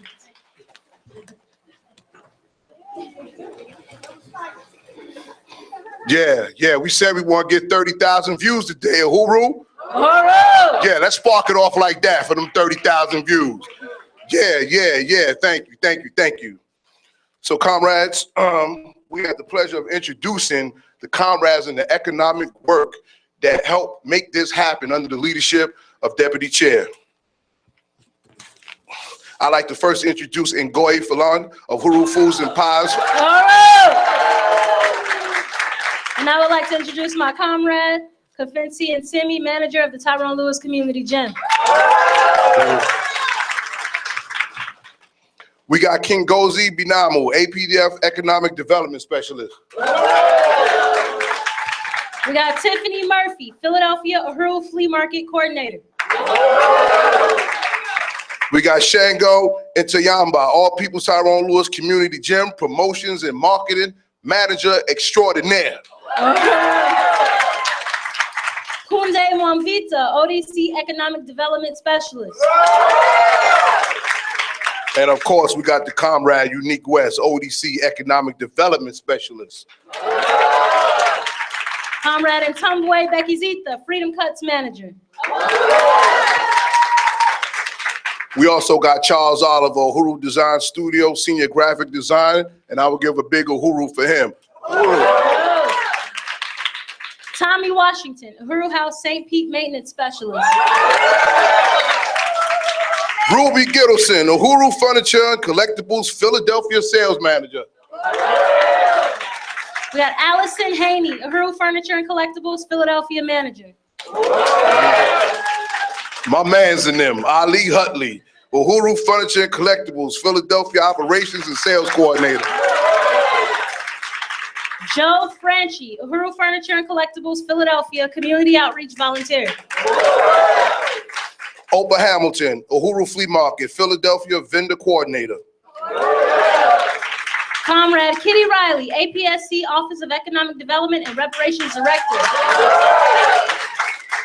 Janice Kant, the Huru Foods and Pies St. Petersburg Manager. Maureen Wagner, Huru Foods and Pies Oakland Manager. Stephanie Mittler, Huru Furniture and Collectibles Oakland Manager.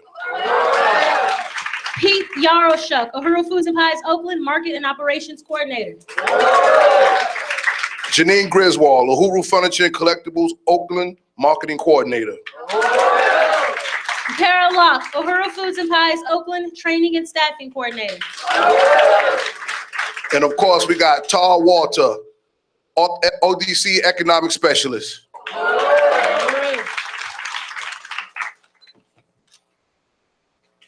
Center row, counter column.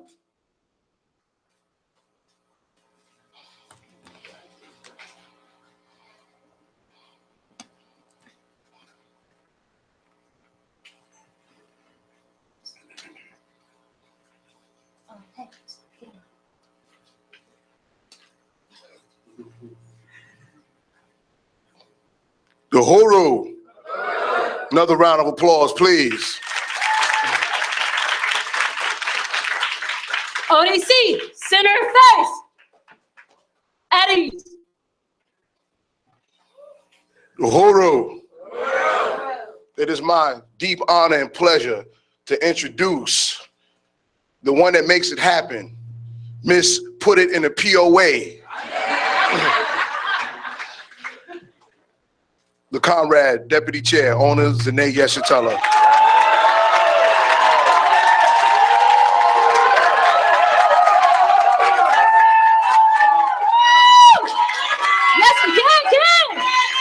Yes. So POA for everything. That's right. Huru. DC, we want to thank you. And at this point in time, we would like y'all to stand for the African Economic Pledge.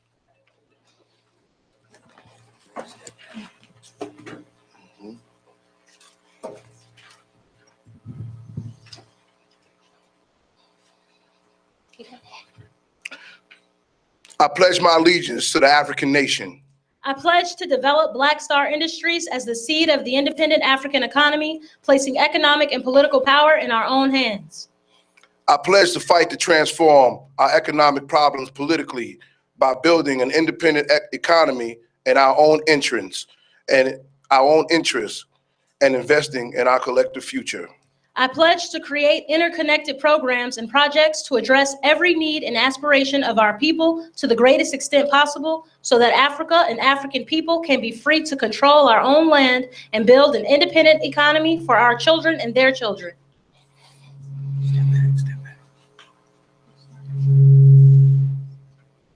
This is mine or yours? Go ahead. Huru. I pledge to build the economic infrastructure of the Huru movement as a model of self-reliance of African workers while keeping in the forefront that the economic and political are one. I pledge to learn all that I can in order to give my best to Black Star Industries so that not one child shall go hungry, not one family shall be homeless, not one youth shall be without a positive future, not one elder shall be disrespected and alone, and not one African shall be thrown into prison by a system that makes money from his or her incarceration. I pledge to keep myself healthy and physically fit, building a strong body free from drugs and other substances which weaken me and make me less capable of defending the African nation and myself. I pledge to unselfishly share my knowledge and understanding with others in order to bring solutions in building a free and independent African economy. I pledge to discipline myself to direct my energies thoughtfully, collectively, and constructively rather than wasting time in idle hatred. I pledge to commit myself to transforming the conditions for all African people, wherever we are located on the planet, and work for a world in which all humanity can live as one. I recognize that we need every African man, woman, and child to be physically, mentally, psychologically strong to lead the struggle in overturning the legacy of slavery and colonialism. And I pledge to stand in solidarity and unity with all oppressed peoples struggling for liberation and self-determination. I pledge to practice these principles daily and to teach them to my people in order to unite all Africans in the struggle for our freedom and economic independence. Uhuru! At this time, we would like to open the floor for questions and answers. Everyone can be seated. And if you have a question, please raise your hand and the mic will come to you.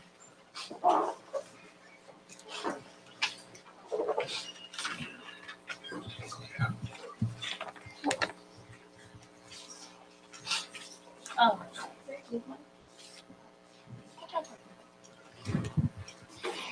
Huru. All right, y'all seen the videos? We have a question? Can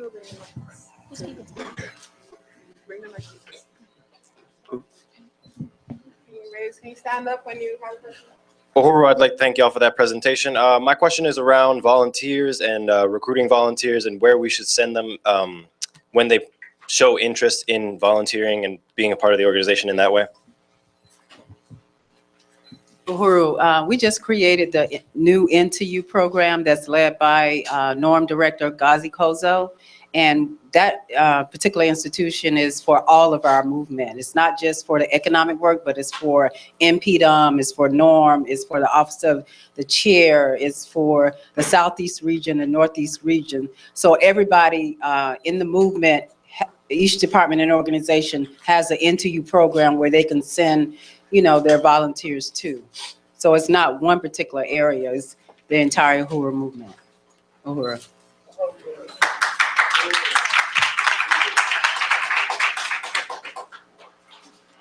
Any other questions?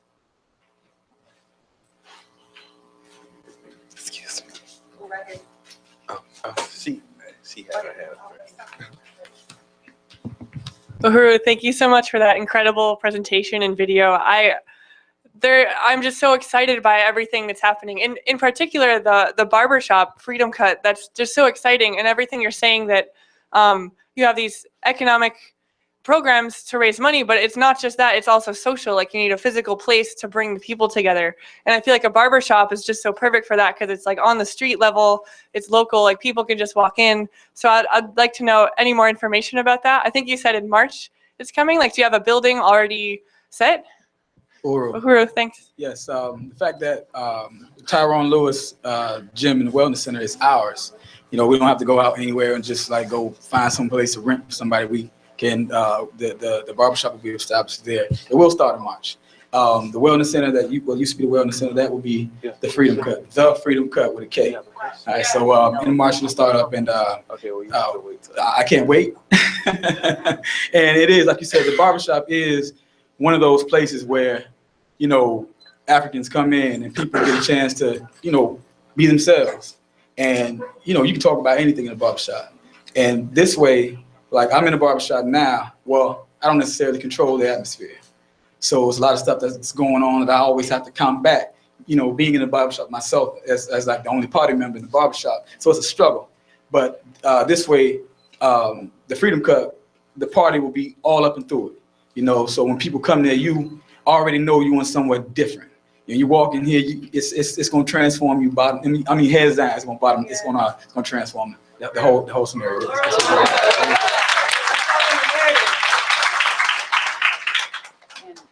It's like right in front of the Tyrone Lewis Community Gym, so you'll be able to get a workout, you know, and a cutout, you know. So it'll be really great, you know.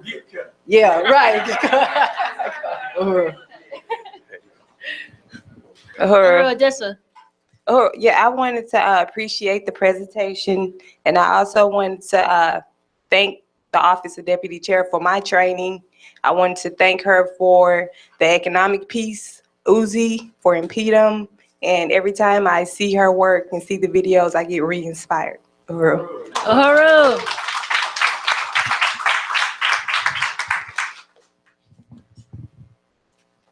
Huru.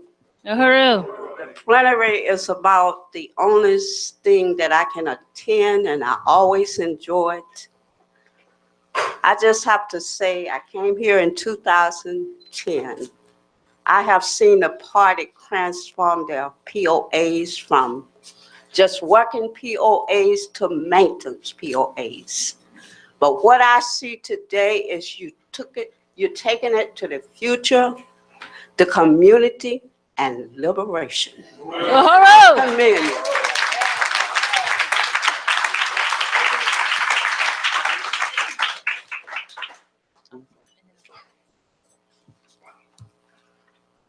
Excuse me.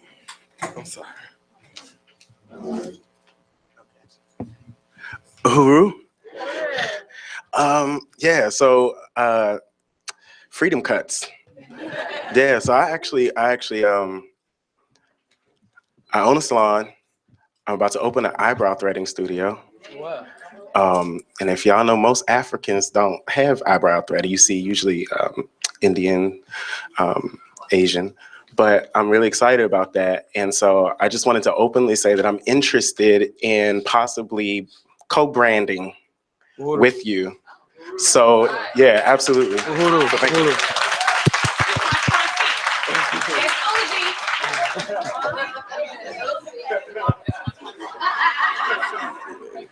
Uhuru, we can work that out, comrade. Definitely, we can work that out. Uhuru. Uhuru. It's not a question, but it's just expressing my appreciation for the Office of Deputy Chair and how, you know, not only her leadership inspires the economic work, but just the leadership overall, and just really builds you as, you know, the person to be able to carry out and instills within me confidence every day that I can carry out the work that I can.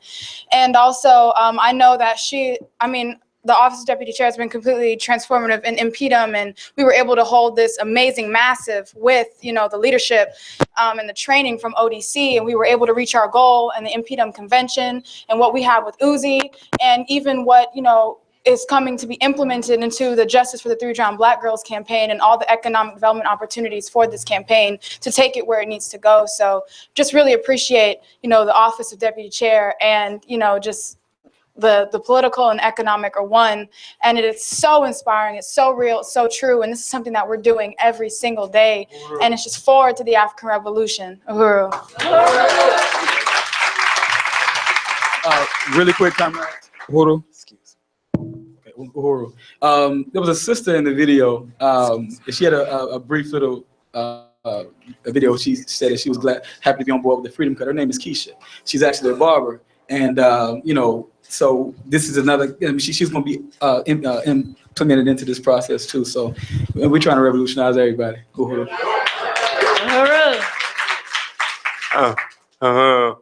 I really appreciate this presentation. The owner for this economic important as one in our role as APSP, USM, you know, we have to join the right community and turn over the own resources back into the African nation that will benefit from for 600 years or more. And that, you know, our job is to implement the NTU into the point of how USM and go deep in the white community and, you know, also take reparations for the NTU and to turn over all this own wealth that we have. You know, our lives come at the expense of African people. And I really look forward in this new period and helping building the NTM program that's part of the national outreach strategy. My question is, I know that the economic work has taken off inside the belly and the beast. My question is, what is the vision on the continent of Africa and in Europe where Africans are located and elsewhere as well? Uhuru Johan, thank you. Did you say what's the vision for Africa and Europe? Yeah. Yes, in 2017, the party will be traveling to Africa because we know that that's the area that has to be tapped. The party has organizations in Sierra Leone, Ghana, and in Kenya, but we really need to build on the continent in order to make South Africa as well, to really make, you know, the economic hit home, because that's where it starts at really. But we have to build a foundation here in order to get to Africa. So we will be looking into building in Europe with Secretary General Lawezi Kansasha and Makta and Fasia as well. Uhuru. I just want to, before anybody say any more, I just want to say this is very emotional for me because I am from the working class and I'm very proud of that. Excuse me. And that, you know, I really want to really salute my comrades here who have really put in the work to make this a reality. This is not done by me. I know you heard my name a lot, but it's not me. It's everybody here that you see that represents the party, the ODC, APDF, and everything that the party is working so hard to do. We need our own economic, independent economy, and this is the start.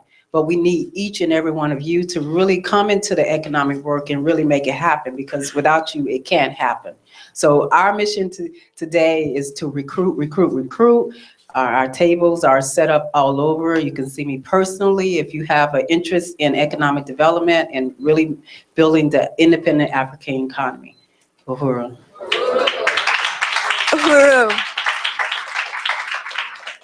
Uhuru.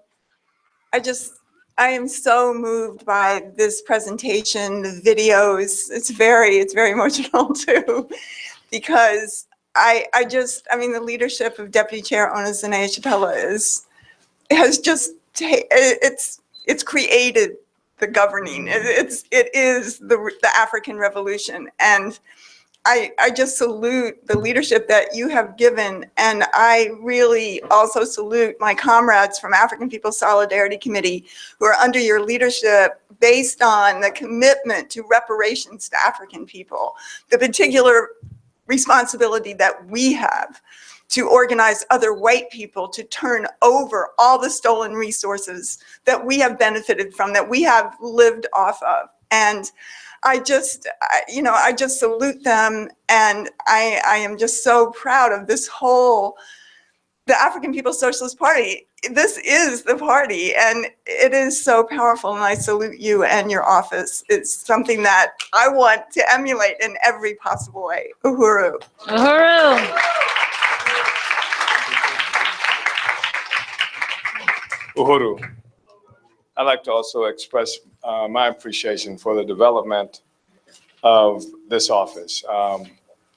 Many people are not aware of what has happened with our economic development work over the years. The party, the Huru movement, has always been about self-reliance and everything we've done. I mean, we've gone to the orange groves here in this area where a lot of migrants come and pick oranges for white people and white corporations. We've gone as groups and picked oranges. We've held fish fries and dinner sales, and we've done everything. The objective is to maintain independence, self-reliance, and you can't do that if your funding is dependent on the establishment, the government, or something like that. So it's something we've always been committed to. And over a number of years, we've begun to develop what we've called the Office of Economic Development. There have been different kinds of economic activities we've been involved in. Some of this, over long periods of time, has been in the hands of the Solidarity movement. And that is at one juncture when we were headquartered primarily here in the city of St. Petersburg, down in the South. We were in Kentucky and various other places. We moved what we thought was going to be temporarily headquarters into Oakland, California. Ended up staying there for 12 years, always thinking I was going to be leaving next week. And we went there because it was so difficult to get resources on this end, in the South, and particularly. Couldn't get a button made. Can you believe that? Couldn't get a poster made. Had to send to California to get a button made. So it was very difficult at that time. So the objective was to go there, identify resources, get resources that could make resources, send it back, come back to the South and establish. Instead, we did a lot of other things. But what did happen was we did an incredible amount of political work to look at the history of this party. At a time when the revolution was supposed to be dead, particularly in the 1970s, we were extraordinarily active and really kept the whole Black liberation movement alive, almost single-handedly. So we did that work, and the folk who were doing in the Solidarity movement were doing mostly economic work, getting the resources so that we could do this work. But should have been going to institutions we could have run, but we were doing the political work. So what had been a tradition inside the party and inside the Huru movement of always doing economic work, there was never a question whether the economic and political were one, except that now we weren't doing that kind of dedicated economic work. We had a bookstore in Louisville, Kentucky. We ran and on our own opened up the first Black commercial newspaper in Gainesville, Florida. We did that. This party did that. Members of our party. We opened up a record store. Actually, we wanted to open a bookstore. We opened up a bookstore, but it's hard to run the bookstore in the African community, so we stuck some records in there too, because Africans was coming in and buy the records, but even that wasn't enough. So we had bookstore, record shop, and then we dug a hole in the ground and cooked fish and sold fish fries on Fridays to try to supplement the income to keep it running. We have a history of self-reliance, but over a period of time, most of that work toward economics was the Solidarity movement was doing that. So now what we've seen is, especially through the leadership of Deputy Chair Ona Zene-Isatella, she's grabbed the economic work and done stuff with it, transformed it in a fashion. The solidarity movement forces have become experts at doing this work because that's essentially what they did all the time. And then, but they'd run into what was a wall. And then Deputy Chair Onozene Shatella stepped in, said, there ain't no walls high enough. You understand? And just took it to a whole different place and actually begun the process of reintegrating the economic work into the overall party, which is just tremendous. And so, and that's just a thumbnail sketch of some of the history. It's much deeper, much more involved and complicated, but she has taken it just places that 3 or 4 years ago, we could not have anticipated. I'm appreciative of the question that was just raised about Africa. And if you notice in the political report, I mentioned how we have to really begin to pay much more attention to the Africa component of the work and how Africans in other places are going to have to carry a lot of the load, because it's almost literally true that there's nothing. Africans have nothing. And we say, well, everybody needs to contribute something, but a place where somebody work all day just to get a meal, this is what we're looking at in the continent. There's no infrastructure. There's lick-spittle sellout Negroes who white power and white people put in power. They don't build roads. They don't have an electrical grid in Sierra Leone. So people have to try to rely on generators because there's no national electric grid. And no place can you go on the continent of Africa where there is an African-owned supermarket. The Negroes who get the money, raking up all the money that comes in to Africa, they open the door so white power can bring all the money in and shovel all the resources out. Don't even open a supermarket. Even the supermarkets are owned by somebody else. When a Negro leader gets sick in Africa, they can't go to a hospital in Africa because they haven't created any. They catch an airplane and fly to France or go to Saudi Arabia or something like that. That's what we're looking at when we're looking at the continent of Africa. So there are a tremendous amount of resources there that Africans do not have access to. And we have to help Africans access those resources for Africa and for the African Revolution. And we're just in the process of learning how to do that. And I'm speaking of Africa, where you can't even stay on the phone long enough because it's going to go out when you're trying to have a meeting, or because they extort so much money just to make a phone call between Africa and someplace else in the world. It's very difficult. There is no infrastructure, so you can't have meetings on the internet because most Africans, they can't access the internet. That's a very complicated situation that we really, how do we solve this problem we're seeing? And you can't get Africans from Africa here. United States government don't allow people talking about Trump and immigration. No, for an African on the continent of Africa to get a visa to come to the United States, they steal their money. They make them stand up at these US consulates in various places. They stand in line in the hot sun for hours, and they pay a year's salary for the application for the visa, and then they get turned down and they don't get the money back and stuff like that. We've been trying to get one comrade here for 7 years.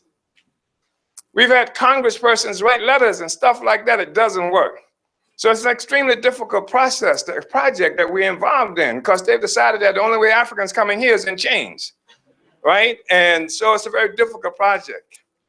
And we're going to need as much support as we can get, and as much ingenuity as we can get in terms of how can we make some of this stuff happen.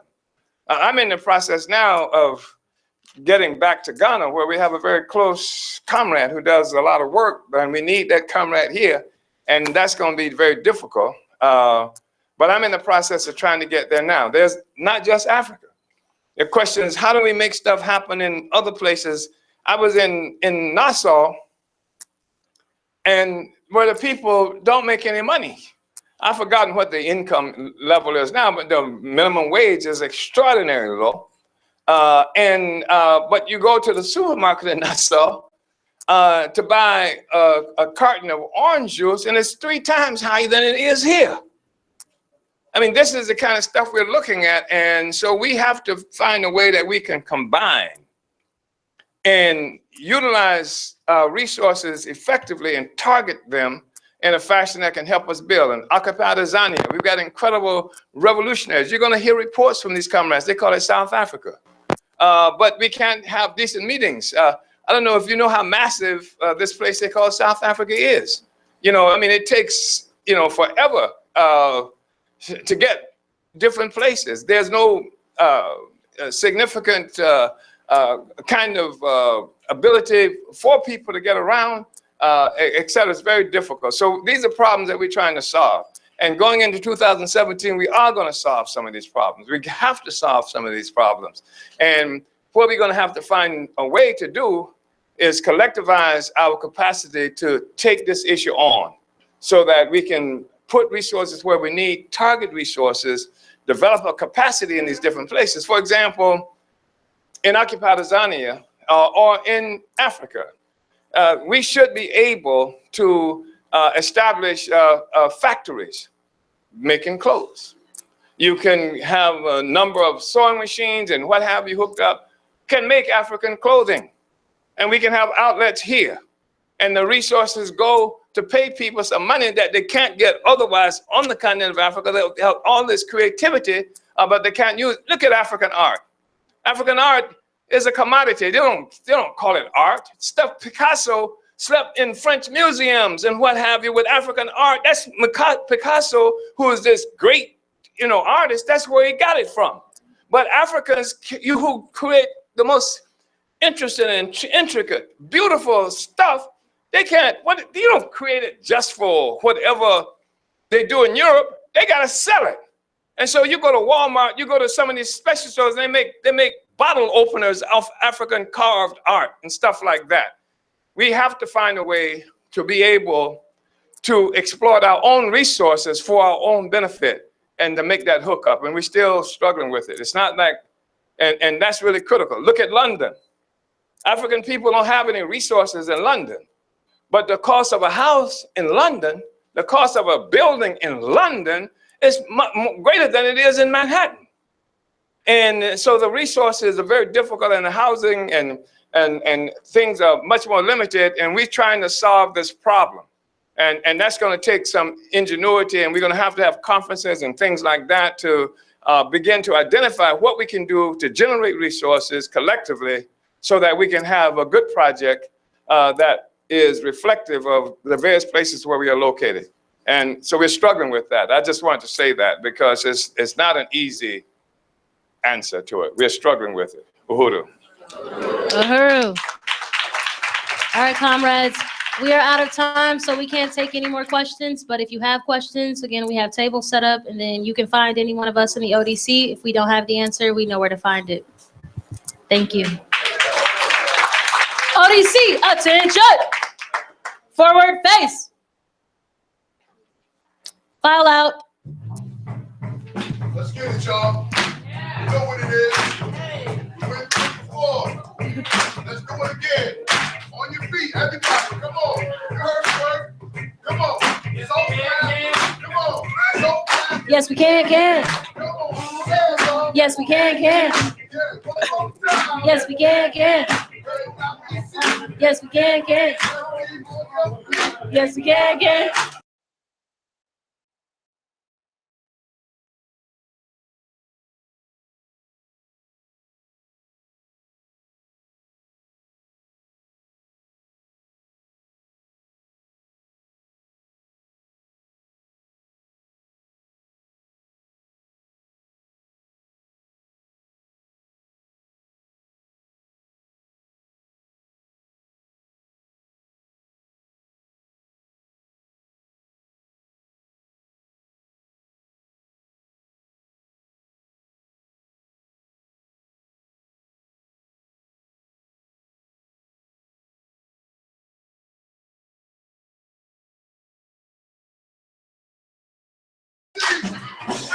Testing.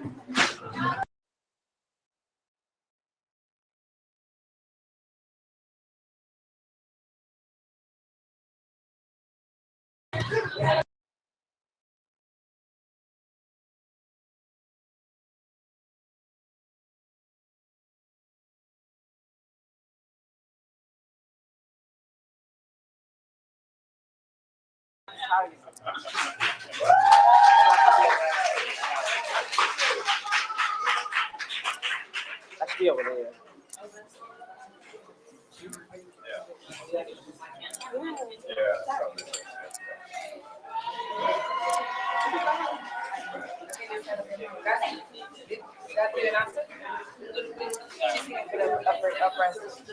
No, I'm saying, did you announce it already?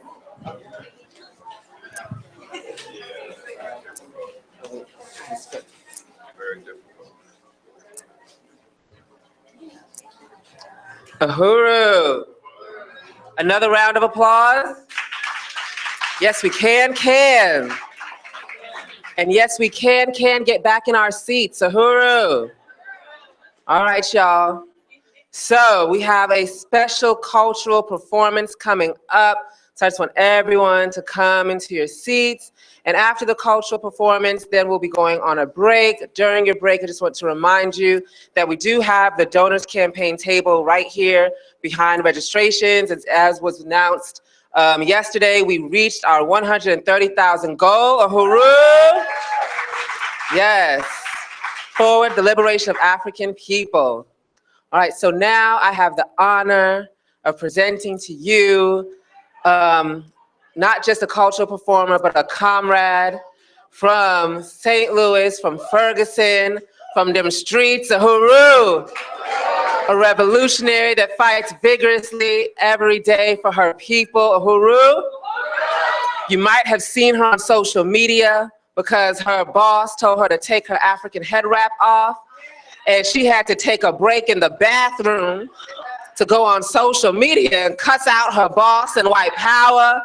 And I'm just sitting there like, how's her boss not hear this? She going in. She's like, how dare she? She know this is my culture, I'm African. I said, okay, girl. Somebody walked in the bathroom using the restroom, getting some PE. And she just kept going in, and she's like, all right, y'all. But you know, I had to take it off real quick because I got to get this check. But I'll be right back. Huru! Huru! All right, y'all. So I present to you Comrade Tyrone. Huru! Huru! Okay, so there we go. Huru, everyone. Very honored to be able to give you this piece, and I changed it because that's what creative African minds do. I'm happy, so ready for the next phase in my life. These days are fulfilling, and I have peace of mind. But every time I get too high, they do their best to knock me down. I am not who I was back then. You're trying to hurt me, you're really trying. I feel like they owe me. No putting on cussing, locking up and trying to kill me. Why can't I have my peace? I understand that they say misery loves company. But what they fail to see, I hold the power. I am in control. All things must come to an end. You're trying to hurt me, you're really trying. You try, but it's all right. There's no way I'm gonna let them take what I found within. Trying so hard to get under my skin. Who they can't win, no. Ooh. There's no way I'll ever be unhappy again. Oh no, they try, but it's all right. They watch and they wait for the 15 minutes of my day. It makes them feel good if they think that they've got into me. Funny, cause I don't wish nothing bad on you. But constant drama's all they wanna put me through. I made my decision and I'm firm on it. So I don't know why they even trying. It's all right. and it's okay. There's no way I'm gonna let them take what I found within. Trying so hard to get under my skin. No, they can't win, baby, no. There's no way I'll ever be unhappy again. Oh no, it's okay and it's all right. I'm feeling faith and know they can't take that from me. I'm taking all their energy into their self and I use it to get free. I'm feeling faith and know they can't take that from me. I'm driving all their energy into myself and I use it to be free. I'm feeling faith and know they can't take that from me. I'm driving all their energy into themselves and I use that to get free.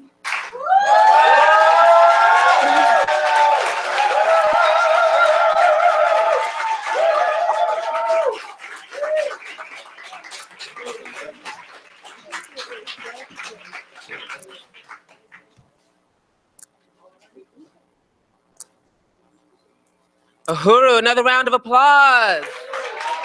Yes, that was powerful. Thank you so much for that, comrade.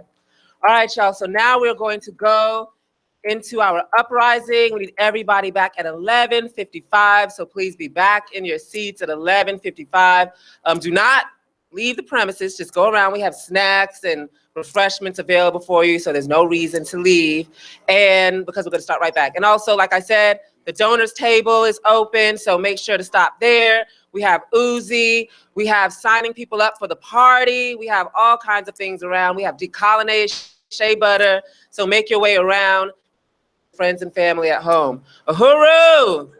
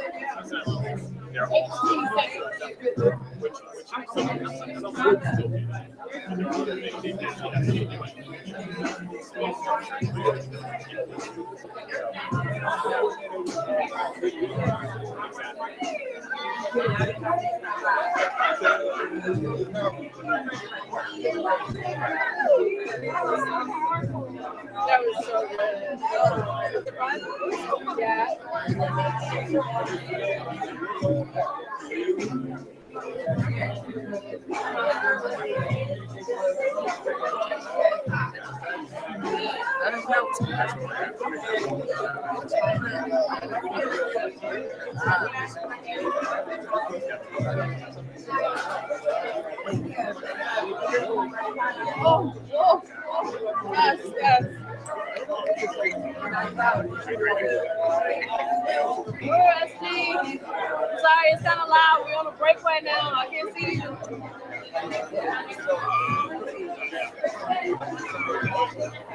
SG, I can kind of hear you, but not really.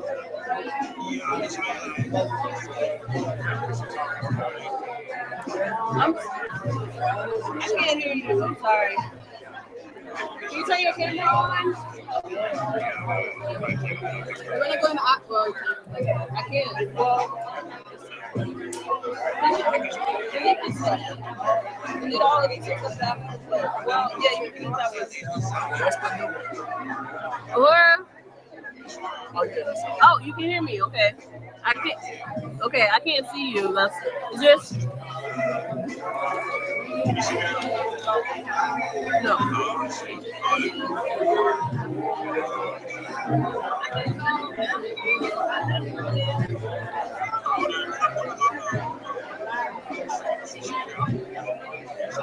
Ah, we got him. Got him. Ah, we got him. Ooh, yay. Okay, now let's see if we got her in the screen now. Tell me about you. Tell him he needs to tilt his camera down. We don't need all that headroom. Tilt your camera down. I see, tilt your camera down. I see like all of your ceilings. Let me see your face and chin. We need to see all this. All this. Nothing up here. Not that. What's a bit extreme? What's going on? Nice bathroom, buddy. You're not going to see the bathroom. Don't know what's going on here. You got like a selfie stick or something? I don't understand.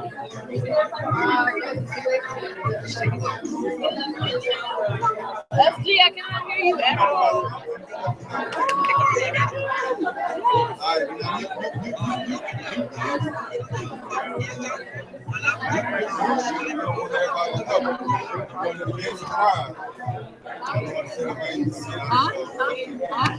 You never even look the other way. I don't know what's going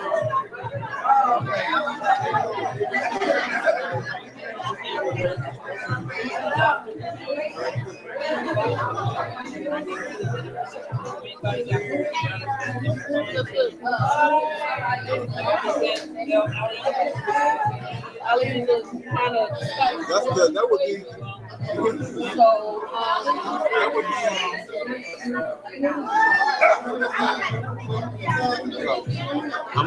You need me?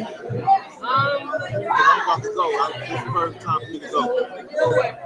I need to change my clothes. I just popped up at 6:30 in the morning. I think the same. We got the presentation, everybody else is up there looking all fresh. Our presentation ain't that bad. I don't want y'all to believe that. It's pretty good. Okay, what you did last night? I mean, what you mean? It's time to go. You can't say it was time to go. Well, I need to get home so I can work on my stuff. I'm not that person that, just like Corona got to be ahead, I gotta be right with it. So it ain't, I mean, whatever, man. We have not fixed our script. Sorry, I've been doing it a lot lately. I'm gonna brush my teeth a little bit. I'll be back. I wanna have it put together. Sorry. That's gonna have clean skin. But I want you to I'll be back.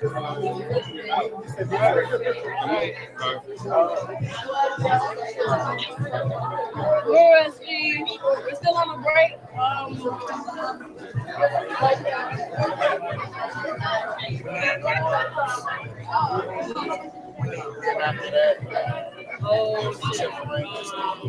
He emailed it to me. Can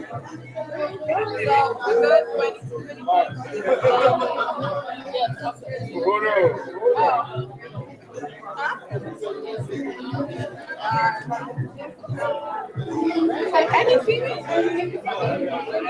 Can you see me?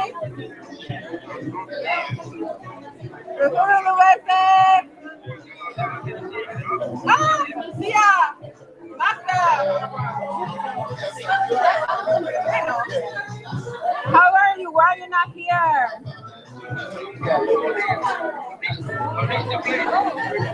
Look who I have here. Where's she, Luis? Okay, bye. How are you, she, Luis?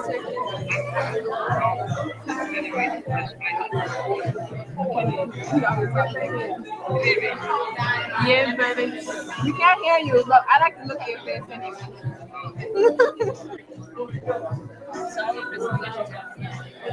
Your presentation starts. No? Oh, wait. Oh, are you gonna be? We're starting in the West. And you're supposed to be with me. Are you? I think so. It's you, me and Alex, are we gonna present with you?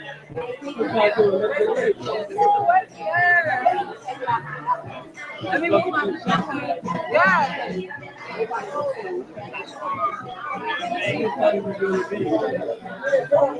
Can you see me? I think I would that when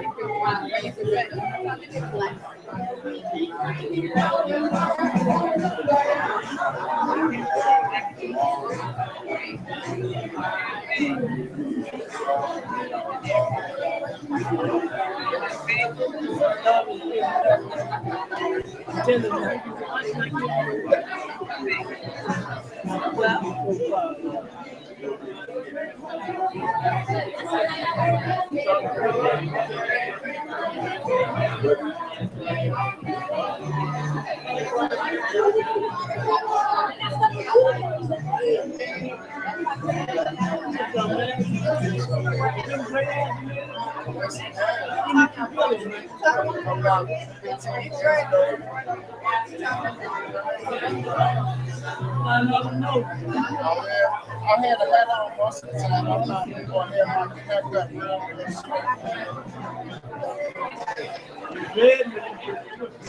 I'm trying to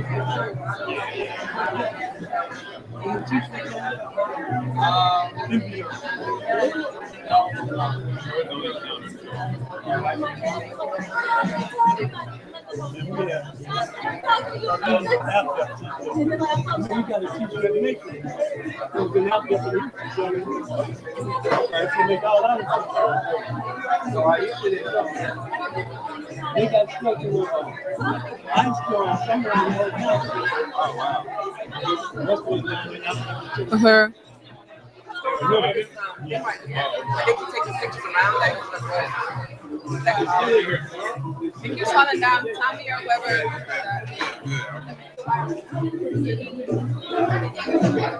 Oh, this one. Testing, testing. Oh, wait. What's going on here?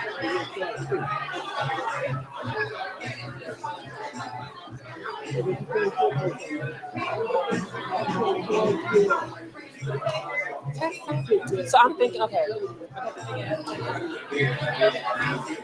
If y'all go, listen, I wanted y'all to go after the membership thing because the membership thing is around anymore.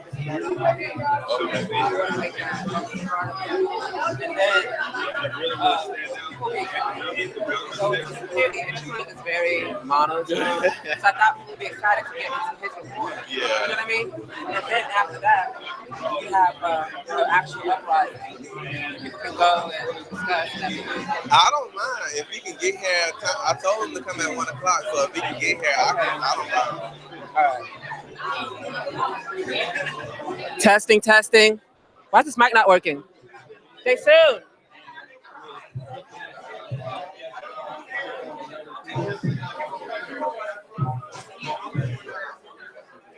Testing, testing. Huru! Israelito! Africa! It's time for everybody to get in their seats. If you're standing up, you're doing something wrong. If you see a comrade that you're with and they're not with you, they're somewhere talking, they're somewhere smoking, they're somewhere texting, you need to get them. We say touch one, touch all, right? So get your comrade. How y'all setting up? It's your report now.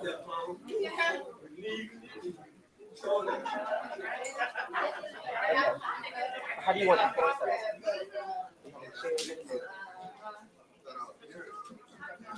Okay. Okay.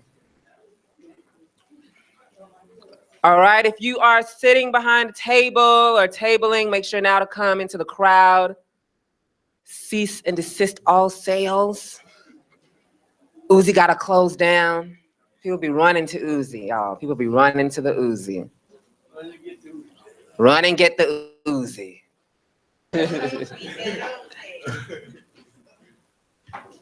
All right, let's make it back to our chairs. We have a very important report coming up, y'all, so we've got to get back to our chairs, y'all. Angelica, Otika, come on, y'all. Thank you, thank you.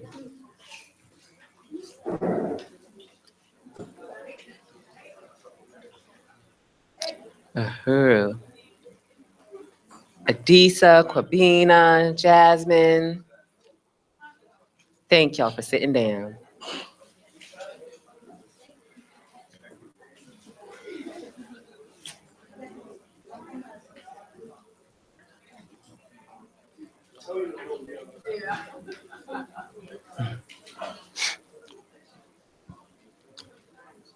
Let's make it back to our seats. 11:55, comrades, 11:55. That's what we said, right? And we're supposed to be militant, right? And with militant comes discipline, right? So y'all gotta show some discipline. Because if we were supposed to be back here at 11:55 in wartime, as SG Gaida used to say, in the bush, all right? That wouldn't be a successful day. In the bush. So we gotta act like every day is the bush. That's the training, okay? Like Chairman said, if you can't pass out no flyers with me, I don't want you throwing no grenades with me, okay? Huru? Huru. Yes, we put revolution back on the agenda, got our comrades, our militants. Amazing, I appreciate that, Huru. I'm starting to see the revolution's the only solution. You know, be moved around on social media and everything. That's good, that's good. All right, y'all. So next we have up the African Socialist International report. Huru. Huru, you all are seeing power in the form of economic development, the barbershop, all right? The health clinic, the gym, the furniture store, the Aquaba Hall, all of these things, Uzi. And now you're going to see a report from what we are doing all over the world, comrades. The African People's Socialist Party, we are African internationalists. We have comrades all over the continent, all over Europe, all over the United Snakes of America. That's what Chairman calls it. And all over the Caribbean, and we are growing every day. Uhuru? Uhuru. All right, so it's my honor to present to you Comrade Luwezi, Uhuru, head of the African Socialist International. Uhuru.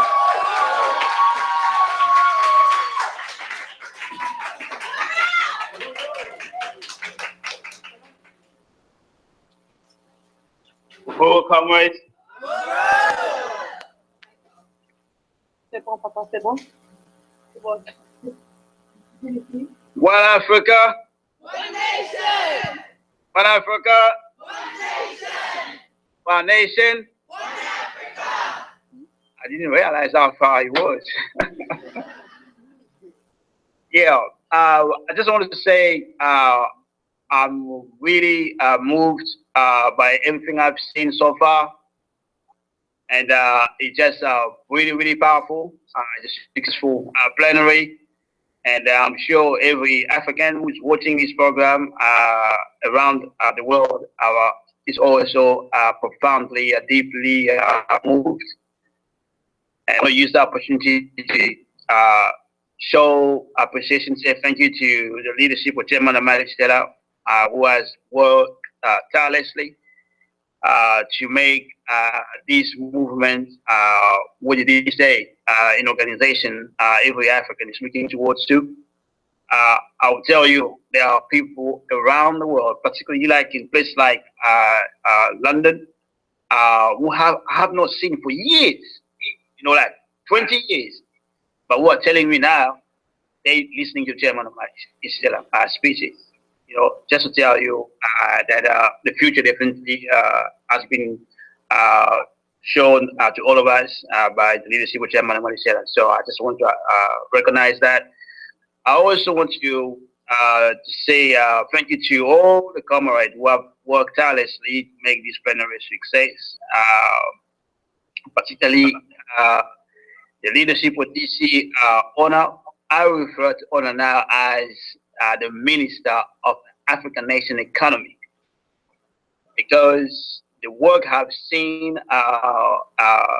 in the last 2 days, particularly that has been shown today, all this economic development that's taking place in the office, under the office of economic development is just amazing, really amazing. So if anyone wanted to know how a party of self-determination looks like, they should come to the African People's Socialist Party. And if you want to see the organization of the future, that is the African Socialist Party. So there is no doubt about that. So I just want to recognize that. I'm going to do reports as the Secretary General of the African Socialist International. And I will be sharing this with Comrade Magda Johannes, who is with you in St. Petersburg. She is the chairwoman of the African Socialist International for Europe. And we also be sharing these reports with Comrade Alex Morley. He's the chairman of the African Socialist Party, Bahamas. And after basically our presentations, then we have a discussion. What I would like to say is that we have had victories and setbacks as in the process. In the struggle, you always have victories, you always have setbacks, and you go sum up from that, how you're going to move forward.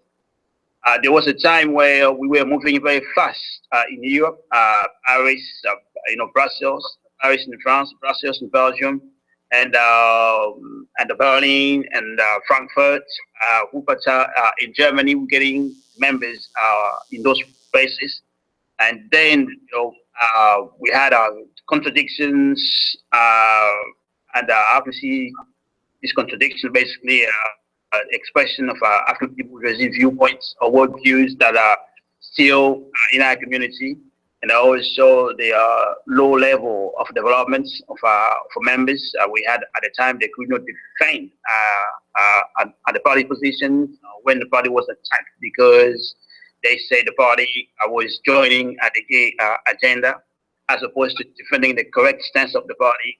Most of the members just, run away. And also, some of the members, they could not see the unity of the political work and economic work that differentiate, these two entities.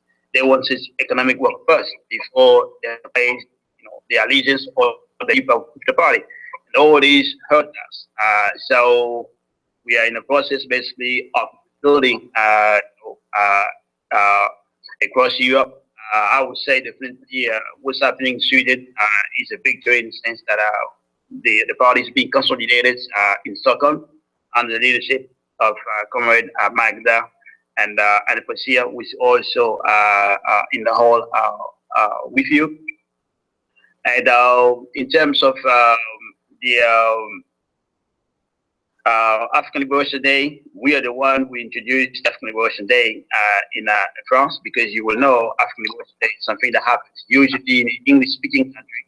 It's not that big in non-English-speaking countries. So we took it to Paris, and it was a huge success. 3 years in a row, and suddenly, as I explained before, the contradiction that developed in Europe, in Paris, and those places made it difficult to develop on that success. But as I said, we are rebuilding basically now.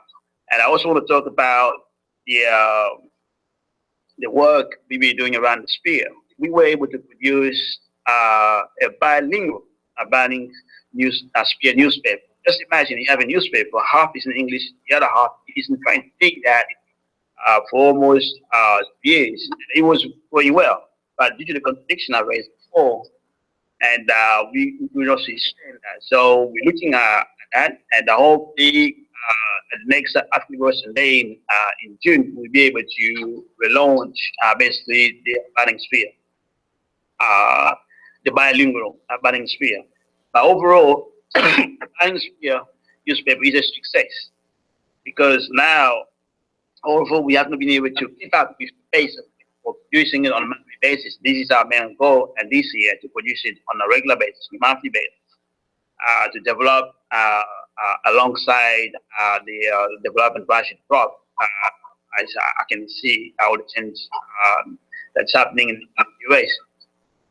We have been able to produce the spears and to sell the spears, and the spear here doesn't have a really serious competition, because when you look at inside what is referred to as the African Liberation Movement, you really don't have any newspaper to be a competitor or a rival to the bilingual newspaper. So it's a newspaper that definitely should be sold. We found my difficulties, but we have to solve the question for selling it to reach the quota, to reach the amount that's required for us to be able to have enough resources to go to the printer, and so it can sustain itself. So that's basically what needs solved. If we solve that problem, we should, it should be easy for us to sell the bilingual spears. So we don't want to sell it at a loss, basically. And this also depends, of course, of the development that's taking place in London and also Stockholm and other places. We've been struggling for some time to solve the question of recruitment. Now we have a recruitment officer. That's the Comrade Pasia. She's going to be the European recruitment coordinator, and she's going to work with Comrade Gazi. And this way we're going to, standardize the process of recruiting and make it more consistent, so that all the events we do, the goal of recruiting into the party and into the other organizations of the party become standardized. And Another aspect also is just to fill up all the structures inside the ASI structures. When we say the ASI structures, we mean like the ASI Europe has its structures, and we need all the posts to be filled up. We have the ASI interim leadership that's led by the chairman, Mali Stella. We also want the ASI itself, as a body that unites all the African people, socialist parties in the world. All these structures to be filled up. Like we want the director of ASI, the director of organization, a position to be filled up, membership coordinator to be filled up, the economic, the director of the economic development. All these positions, basically to be filled up. And in this way, we will be able to have meaningful meetings, but also we'll be able to make our work accountable at all levels, and also the planning work will be done in a better way, better coordinated way, because you will have leaders in the different levels of the structures, bringing the reports and making the work accountable and developing what is work. And as you heard throughout the conference, when the chairman talked about how it's difficult to organize in Africa, one of the problems we've been struggling to solve is the question of communication. And I will not repeat what the chairman already said. It's just very costly to do that. And sometimes also the line we use, sometimes, most of the time we use Skype, is not always reliable. And also the comrades, whether they are located. If you take, for example, South Africa, we have, for example, members in 3 different locations. And the distance just within South Africa alone is a huge problem for them, because they cannot meet face to face. So they have to use, social media, internet, things like that. But the communication is expensive, and they have, we have to solve all these problems. Basically, to make sure the comrades, wherever they are equipped, they have the resources, and they are able to solve the communication problems within a specific country, and also within the ASI itself, so we can have meetings where someone from Nigeria can be in a meeting and not be concerned about the power cuts, because it's one thing to have access to resources, but they are also not reliable. Like in Nigeria and Ghana, you've got frequent power cuts that makes it difficult for people to plan accordingly. So we need to solve all these problems, because in front of analysis, the African people regime in power in Africa, they deal with all these problems. They find a way to have the meetings and things like that. So we too have to be able to, within these terrible conditions, to be able to have meetings, so that we can have ASI, working effectively, and giving organization everywhere. What I would like to say, because I know people, they want to know where we are, where we are winning. I just want people to know, you already heard that we are in South Africa. We are in Sierra Leone, we are in Nigeria. This process still going through to get that comrade to be stable in terms of his participation, but we are there. We are in Tanzania, and the comrade Tanzania, they are definitely excited, just to join the movement. We also have another picture at Kenya. We tried to recruit in Kenya before. We've been in Kenya before. We also have membership in Kenya, but in the process, bringing people into the party, sometimes we fill the forms and then you don't hear from them. They don't reply anymore, and we got somebody. I almost forgotten about that brother. We just came back and said the place is the party, things like that. So we're having membership in Kenya, and these are the places where I can say suddenly, next 3 or 6 months, we're going to definitely do a lot of work to get the party consolidated in those places. And of course, you know, we are in the Caribbean, we are in the Bahamas, you know, we are in Europe, we are in France, we are in Sweden, we are in Britain. We also in the process to get our people in the Pacific Island, places like Australia, New Zealand, you know, to be in the party. This process is not consolidated yet. There are some, I would say, contradictions, not really on our part, but on the part of the comrades over there. But it's definitely, you can see the influence of the African Socialist International is really getting to places, you know. You can put it this way, there is no place in the Black world today across the African nation where there is no, you know, influence of the party one way or the other, or they're listening, you know.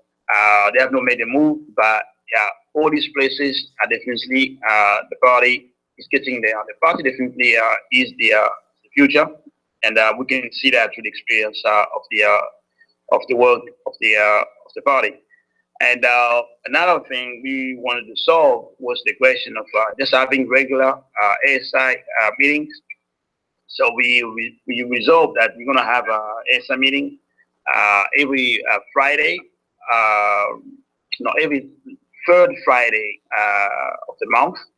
Because that's when we have the African Socialist International Interim Leadership meeting. And what needs to happen now, as I mentioned earlier on, is to have meetings of different level in the structures of the ASI, like the economic development meetings, the membership meetings, you know, things like that. So we need to have, we need to establish dates, and that is something probably in the next 2 possibly meetings of the ASI interim leadership. We should be able to come with dates, to agree with the date where we know the meetings within those different structures are also happening. And this way, the ASI work will not only develop, but the accountability will become definitely much established, as opposed to just having people meeting inside the ASI interim leadership. But now you're going to have people on different levels of the structures. So I don't have much more to say there. I will just end by saying that there is no doubt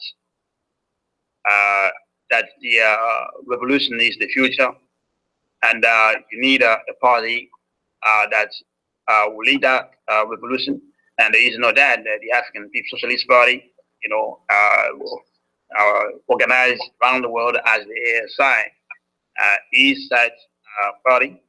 And that's why when people say a liberated Africa looks like, will look like, you have first to look for a party that will lead the struggle to free Africa looks like. And that the party is the African People's Socialist Party. That's, you know, that's what we need to build. If we want to have a future, we need to build the party of the revolution. And the last thing is, you already know, you heard that many times, that the job of the party now is to teach African internationalism. And that's something this year we're going to do in a big way. I already talked about the Banning Spear newspaper, but we're going to have all these party schools. Magda will talk a little bit about it, what's going to happen in Europe. But we're going to standardize, we're going to require that everywhere there is the party, in South Africa and in Bahamas, everywhere, we need to get involved, we need to move towards establishing these party schools, you know, on the top of pushing the spears and things like that. But we're going to definitely deepen the education, political education of the African people, so that the revolution can become the main demand, can become the main aspiration, to make it basically irresistible as the only solution to all the problems we've been going through in the last 600 years. And that's basically what I want to say and share with you. And I can just tell you, I am just excited that I know the revolution is happening, you know, and don't say.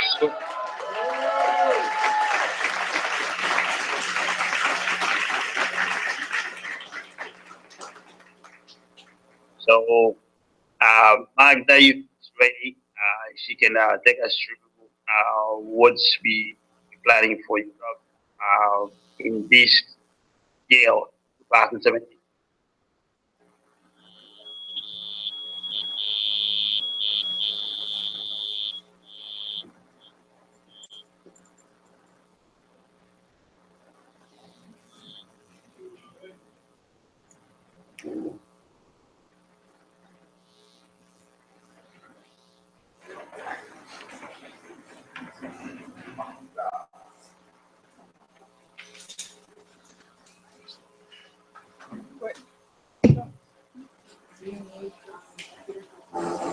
No, no. It's just.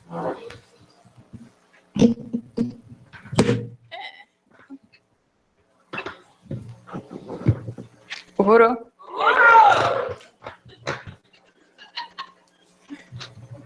Okay. So I want to thank SG Loise for that outline on what we're gonna do in not just in Europe, but ASI as a whole. So my name is Magda, and I am the ASI chairwoman of the Europe region. So I'm just briefly gonna go through what we've been planning for 2017. And I know that SG Loise covered a lot of it, but I'm gonna go through some of the main key things that we're gonna do to be able to spread African internationalism and build the African People's Socialist Party. So first, I just wanna thank the chairman so much for his leadership and for the political report that you provided. And what I've realized is that, because I've been in the party for, I think, 4 years. And in the beginning, when you read like the political reports and, all these long documents, it was like, oh my God. But now I'm like, because I had a meeting with Chairman the other day, just to express my appreciation for, this whole process.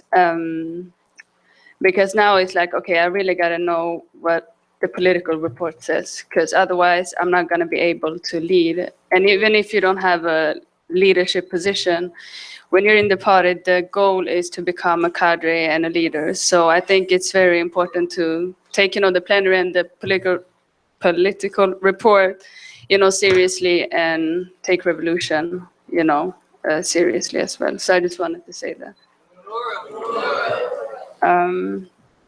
So the party and the African Socialist International has been, has had its presence in Europe for a while.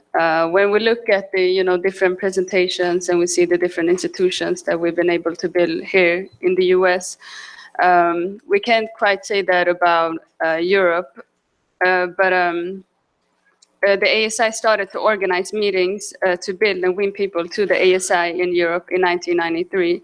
And the ASI also held its first conference in Europe in 1999. So besides from that, the party has been, we've been having a lot of party members and we've been building, the mass organizations throughout different, parts of Europe. So throughout the years, there's been many struggles to maintain a strong party base throughout the whole region. During some periods, the party has been, very strong and effective, and then at other points, we've not been as strong. So there's a few things that need to be established for us now in order for us to successfully build the party and its mass organizations. And the chairman also mentioned yesterday that it's not enough to just be in the party, because that in itself, won't free Africa and African people. But building cadres and leaders and people who can assume responsibility is what we need to establish if we want to succeed, in building the party.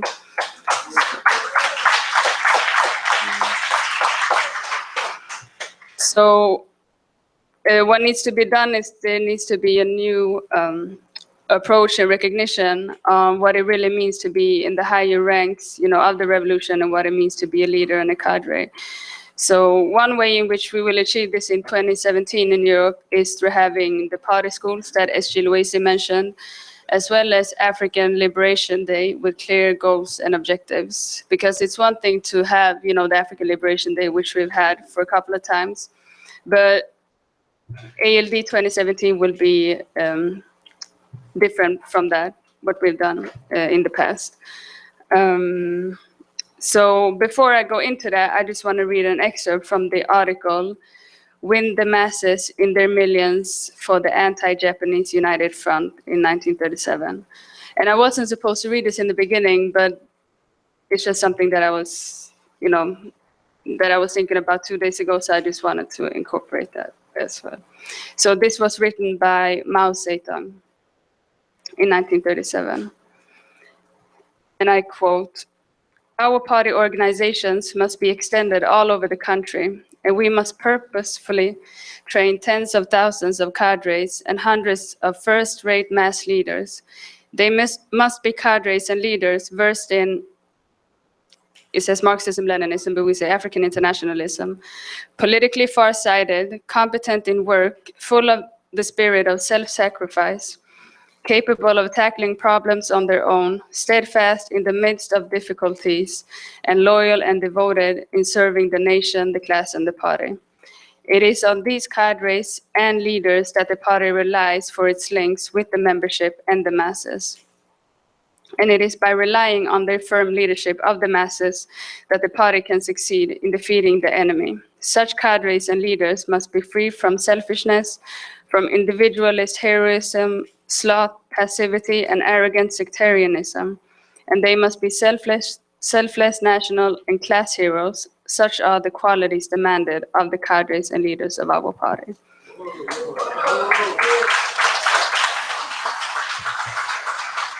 So I just wanted to read that because I think this plenary really shows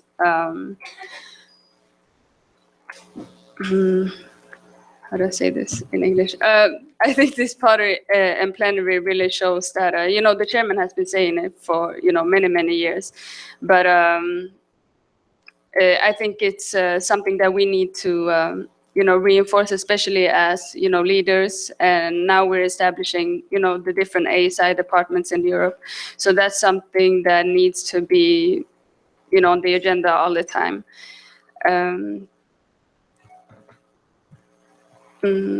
Excuse me.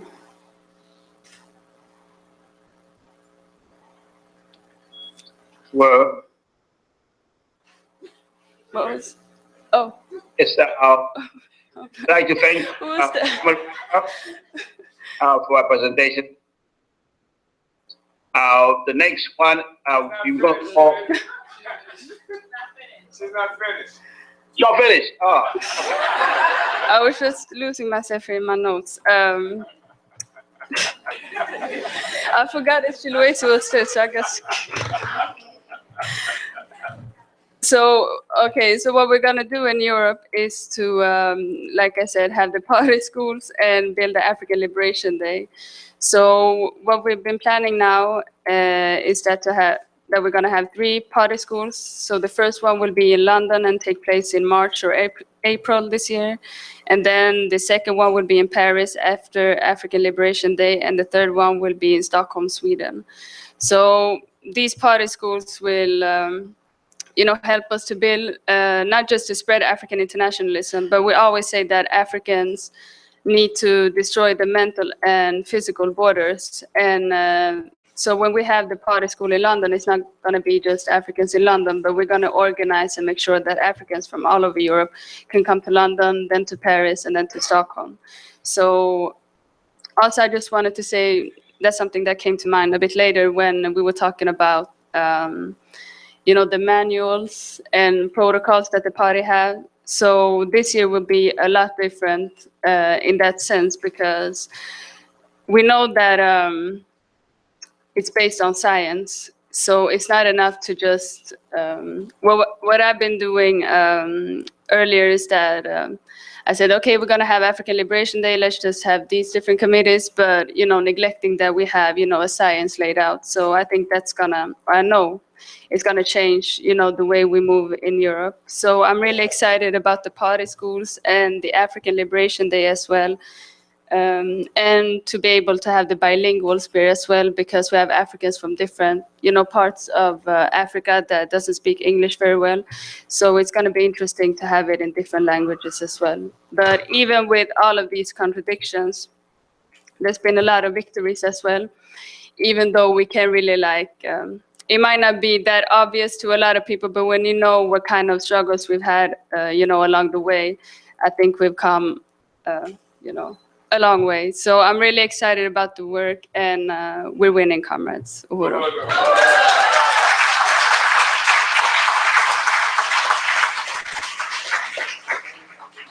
So I know she has finished for sure now. Thank you, Comrade Magda, for your report. We would like to call on Comrade Alex Molly, the chairman of the African People's Socialist Party, Bahamas.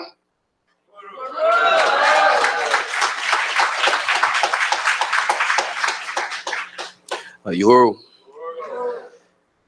Uhuru, comrades. My name is Alex Molly.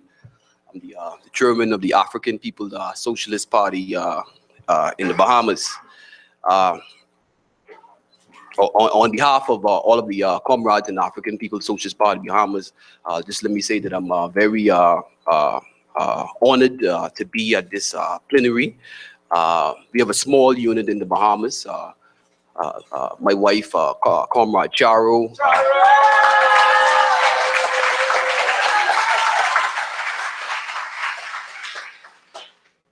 We got a couple of brothers who are not here as well. Brother Comrade Marcus, Comrade Elwood, and Comrade Braven.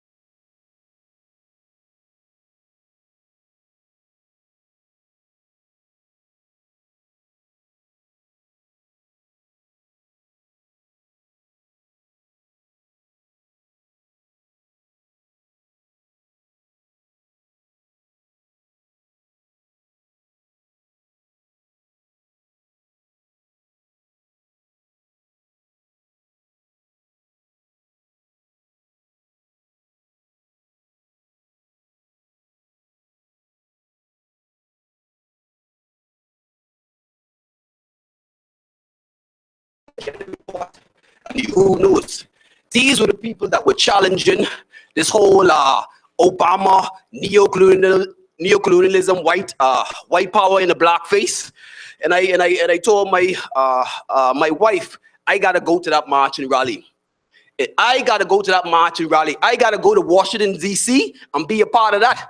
I had never been to D.C. in my life, but we jumped on the plane and we went to D.C. I think it was about 200 people who took part in that march and rally right in front of the White House. That's what we did.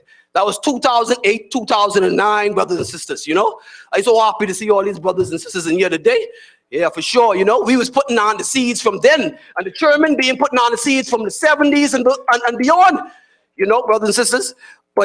So that was our first real interaction with the party, and it definitely gave us direction, political direction.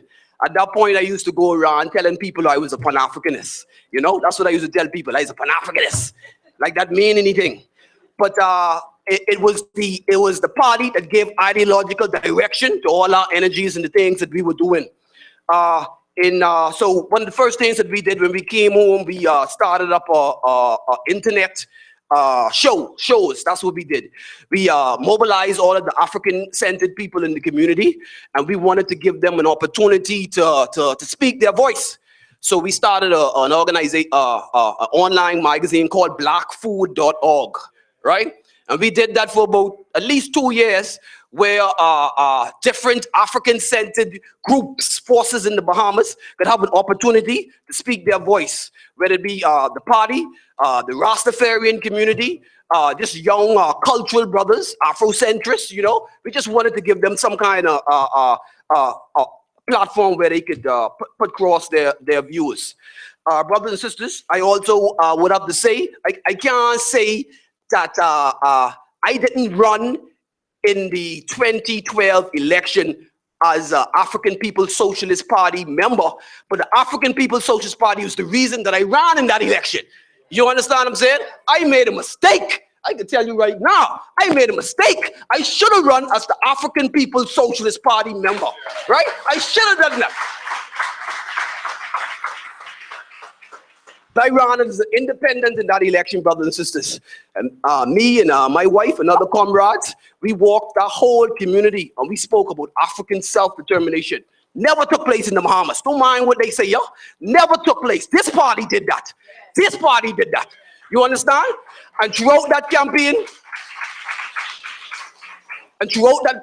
we held the One Africa, One Nation marketplace.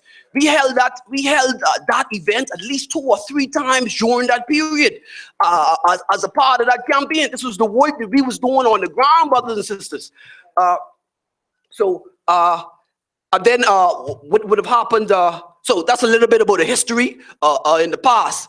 Right now, brothers and sisters, we again at a very historical point. A time in the Bahamas when a lot of things, just like all over the world, a lot of things is in disarray. The ruling class in the Bahamas is fighting against each other. You know, we have imperialists. All the neo-colonial stooges are in the pocket of these imperialists, and that is being exposed during these times right now. You see, that's what's going on right now. As this turmoil is going on, you have privatization of all of our resources in the Bahamas, right? Right now, BEC, that's the Bahamas Electrical Corporation, the Bahamas Telecommunications Corporation, the Water and Sewage Corporation, all of these used to be government-owned corporations. Now, not government-owned in the sense that they wasn't using it for the people, but still, in a theoretical basis, they were government-owned.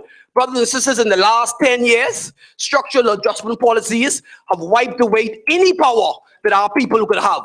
So right now, BEC privatized, under privatized management. Water and sewage, privatized management. Batelco, the Bahamas Telecommunications Corporation, they sold that. The hospital is basically a privatized institution as well, because some of the investment that was done in the hospital recently was done by a Canadian bank. And if anybody knows the situation in the Caribbean, Canada is a serious imperialist country, you know. Scotia Bank, Royal Bank, brothers and sisters, in the Bahamas, you got to put like 10% down just to get a house. You see, the rates for housing in the Bahamas, if they was to offer these same things to their citizens in Canada, they would be killed. They couldn't do that in Canada, but they come in the Bahamas because they extract. They extract all kind of profit from us in the Bahamas, right? Right now in the Bahamas, you got all kind of houses would be in foreclosed, right? They extract, they use that wealth, they take it from us, and they give their citizens a better way of life. That's what's going on. So right now, Royal Bank of Canada and Scotia Bank, they dominate all our land in the Bahamas. That's what's going on. But brothers and sisters, we have been in a battle to overturn those conditions. What we've been doing, we have regular meetings, you know. I told Charles when we go home, we gotta make sure get an office. We got to make sure to get an office, you know. But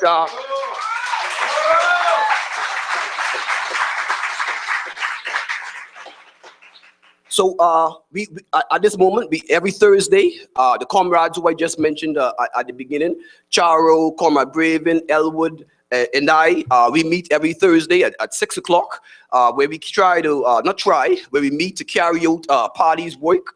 So we need to have a better place to have party meetings.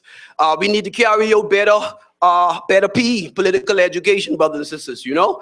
We need to make sure that all of the members in the Bahamas unit are part of the chairman's political education on Sundays, you know. I can't express to you how this feel to be feeling like you're alone, you know, like you fighting this. You know what I'm saying? You all don't know how happy he is right now to be in a room with 100 revolutionaries.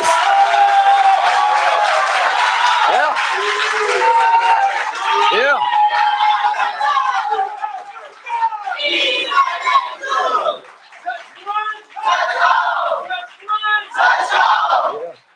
I feel like I'm home to be in a room with revolutionaries, 100, more than 100 revolutionaries. Oh yeah, I didn't need this. Yeah, I didn't need this. Trust me, I didn't need this.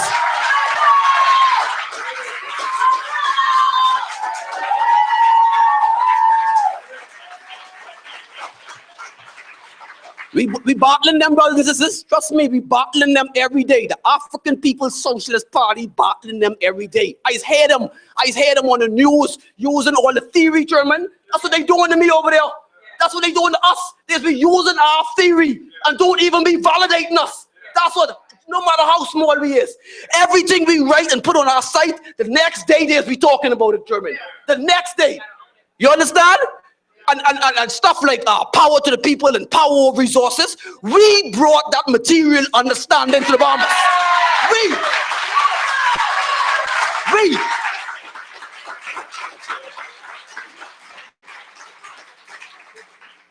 In this new year, brothers and sisters, 2017, we will make sure the burden's pared down on the ground in a strong way.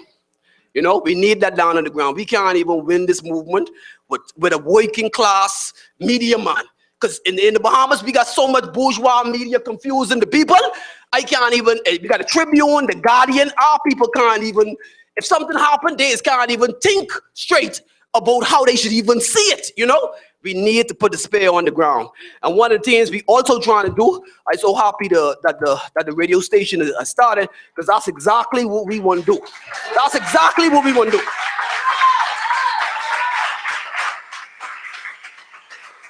We want to make sure to have a media outlet, a radio, internet. We want to get back to what we used to do back in the day, you know, our foundation. Make sure that we have a radio, internet show so that we can spread our African internationalism in the Bahamas and straight through the Caribbean. And then, brothers and sisters, in March of this year, we want to bring Chairman Omali Yeshachila down back to the Bahamas. March of this year.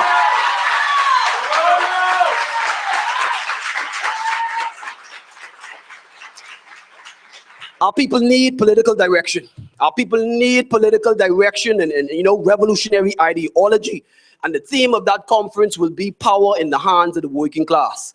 Power in the hands of the working class. So we want to articulate that to our people. And we want them to see a revolutionary organization and a revolutionary philosophy. So that's what we're doing in March. And then you know, African Liberation Day, that's something that the party is taking on. We is do that. African People's Socialist Party in the Bahamas is do African Liberation Day, where we organize all the African-centered forces, and we have a marketplace, and we're not the only ones who are part of it, but we lead the work. We lead the work, you see? That's what we is. We used the revolutionaries down there. We used the revolutionaries. And everybody could hear that so they could know we used the revolutionaries down there. So we want to make sure that ALD is another big and successful event.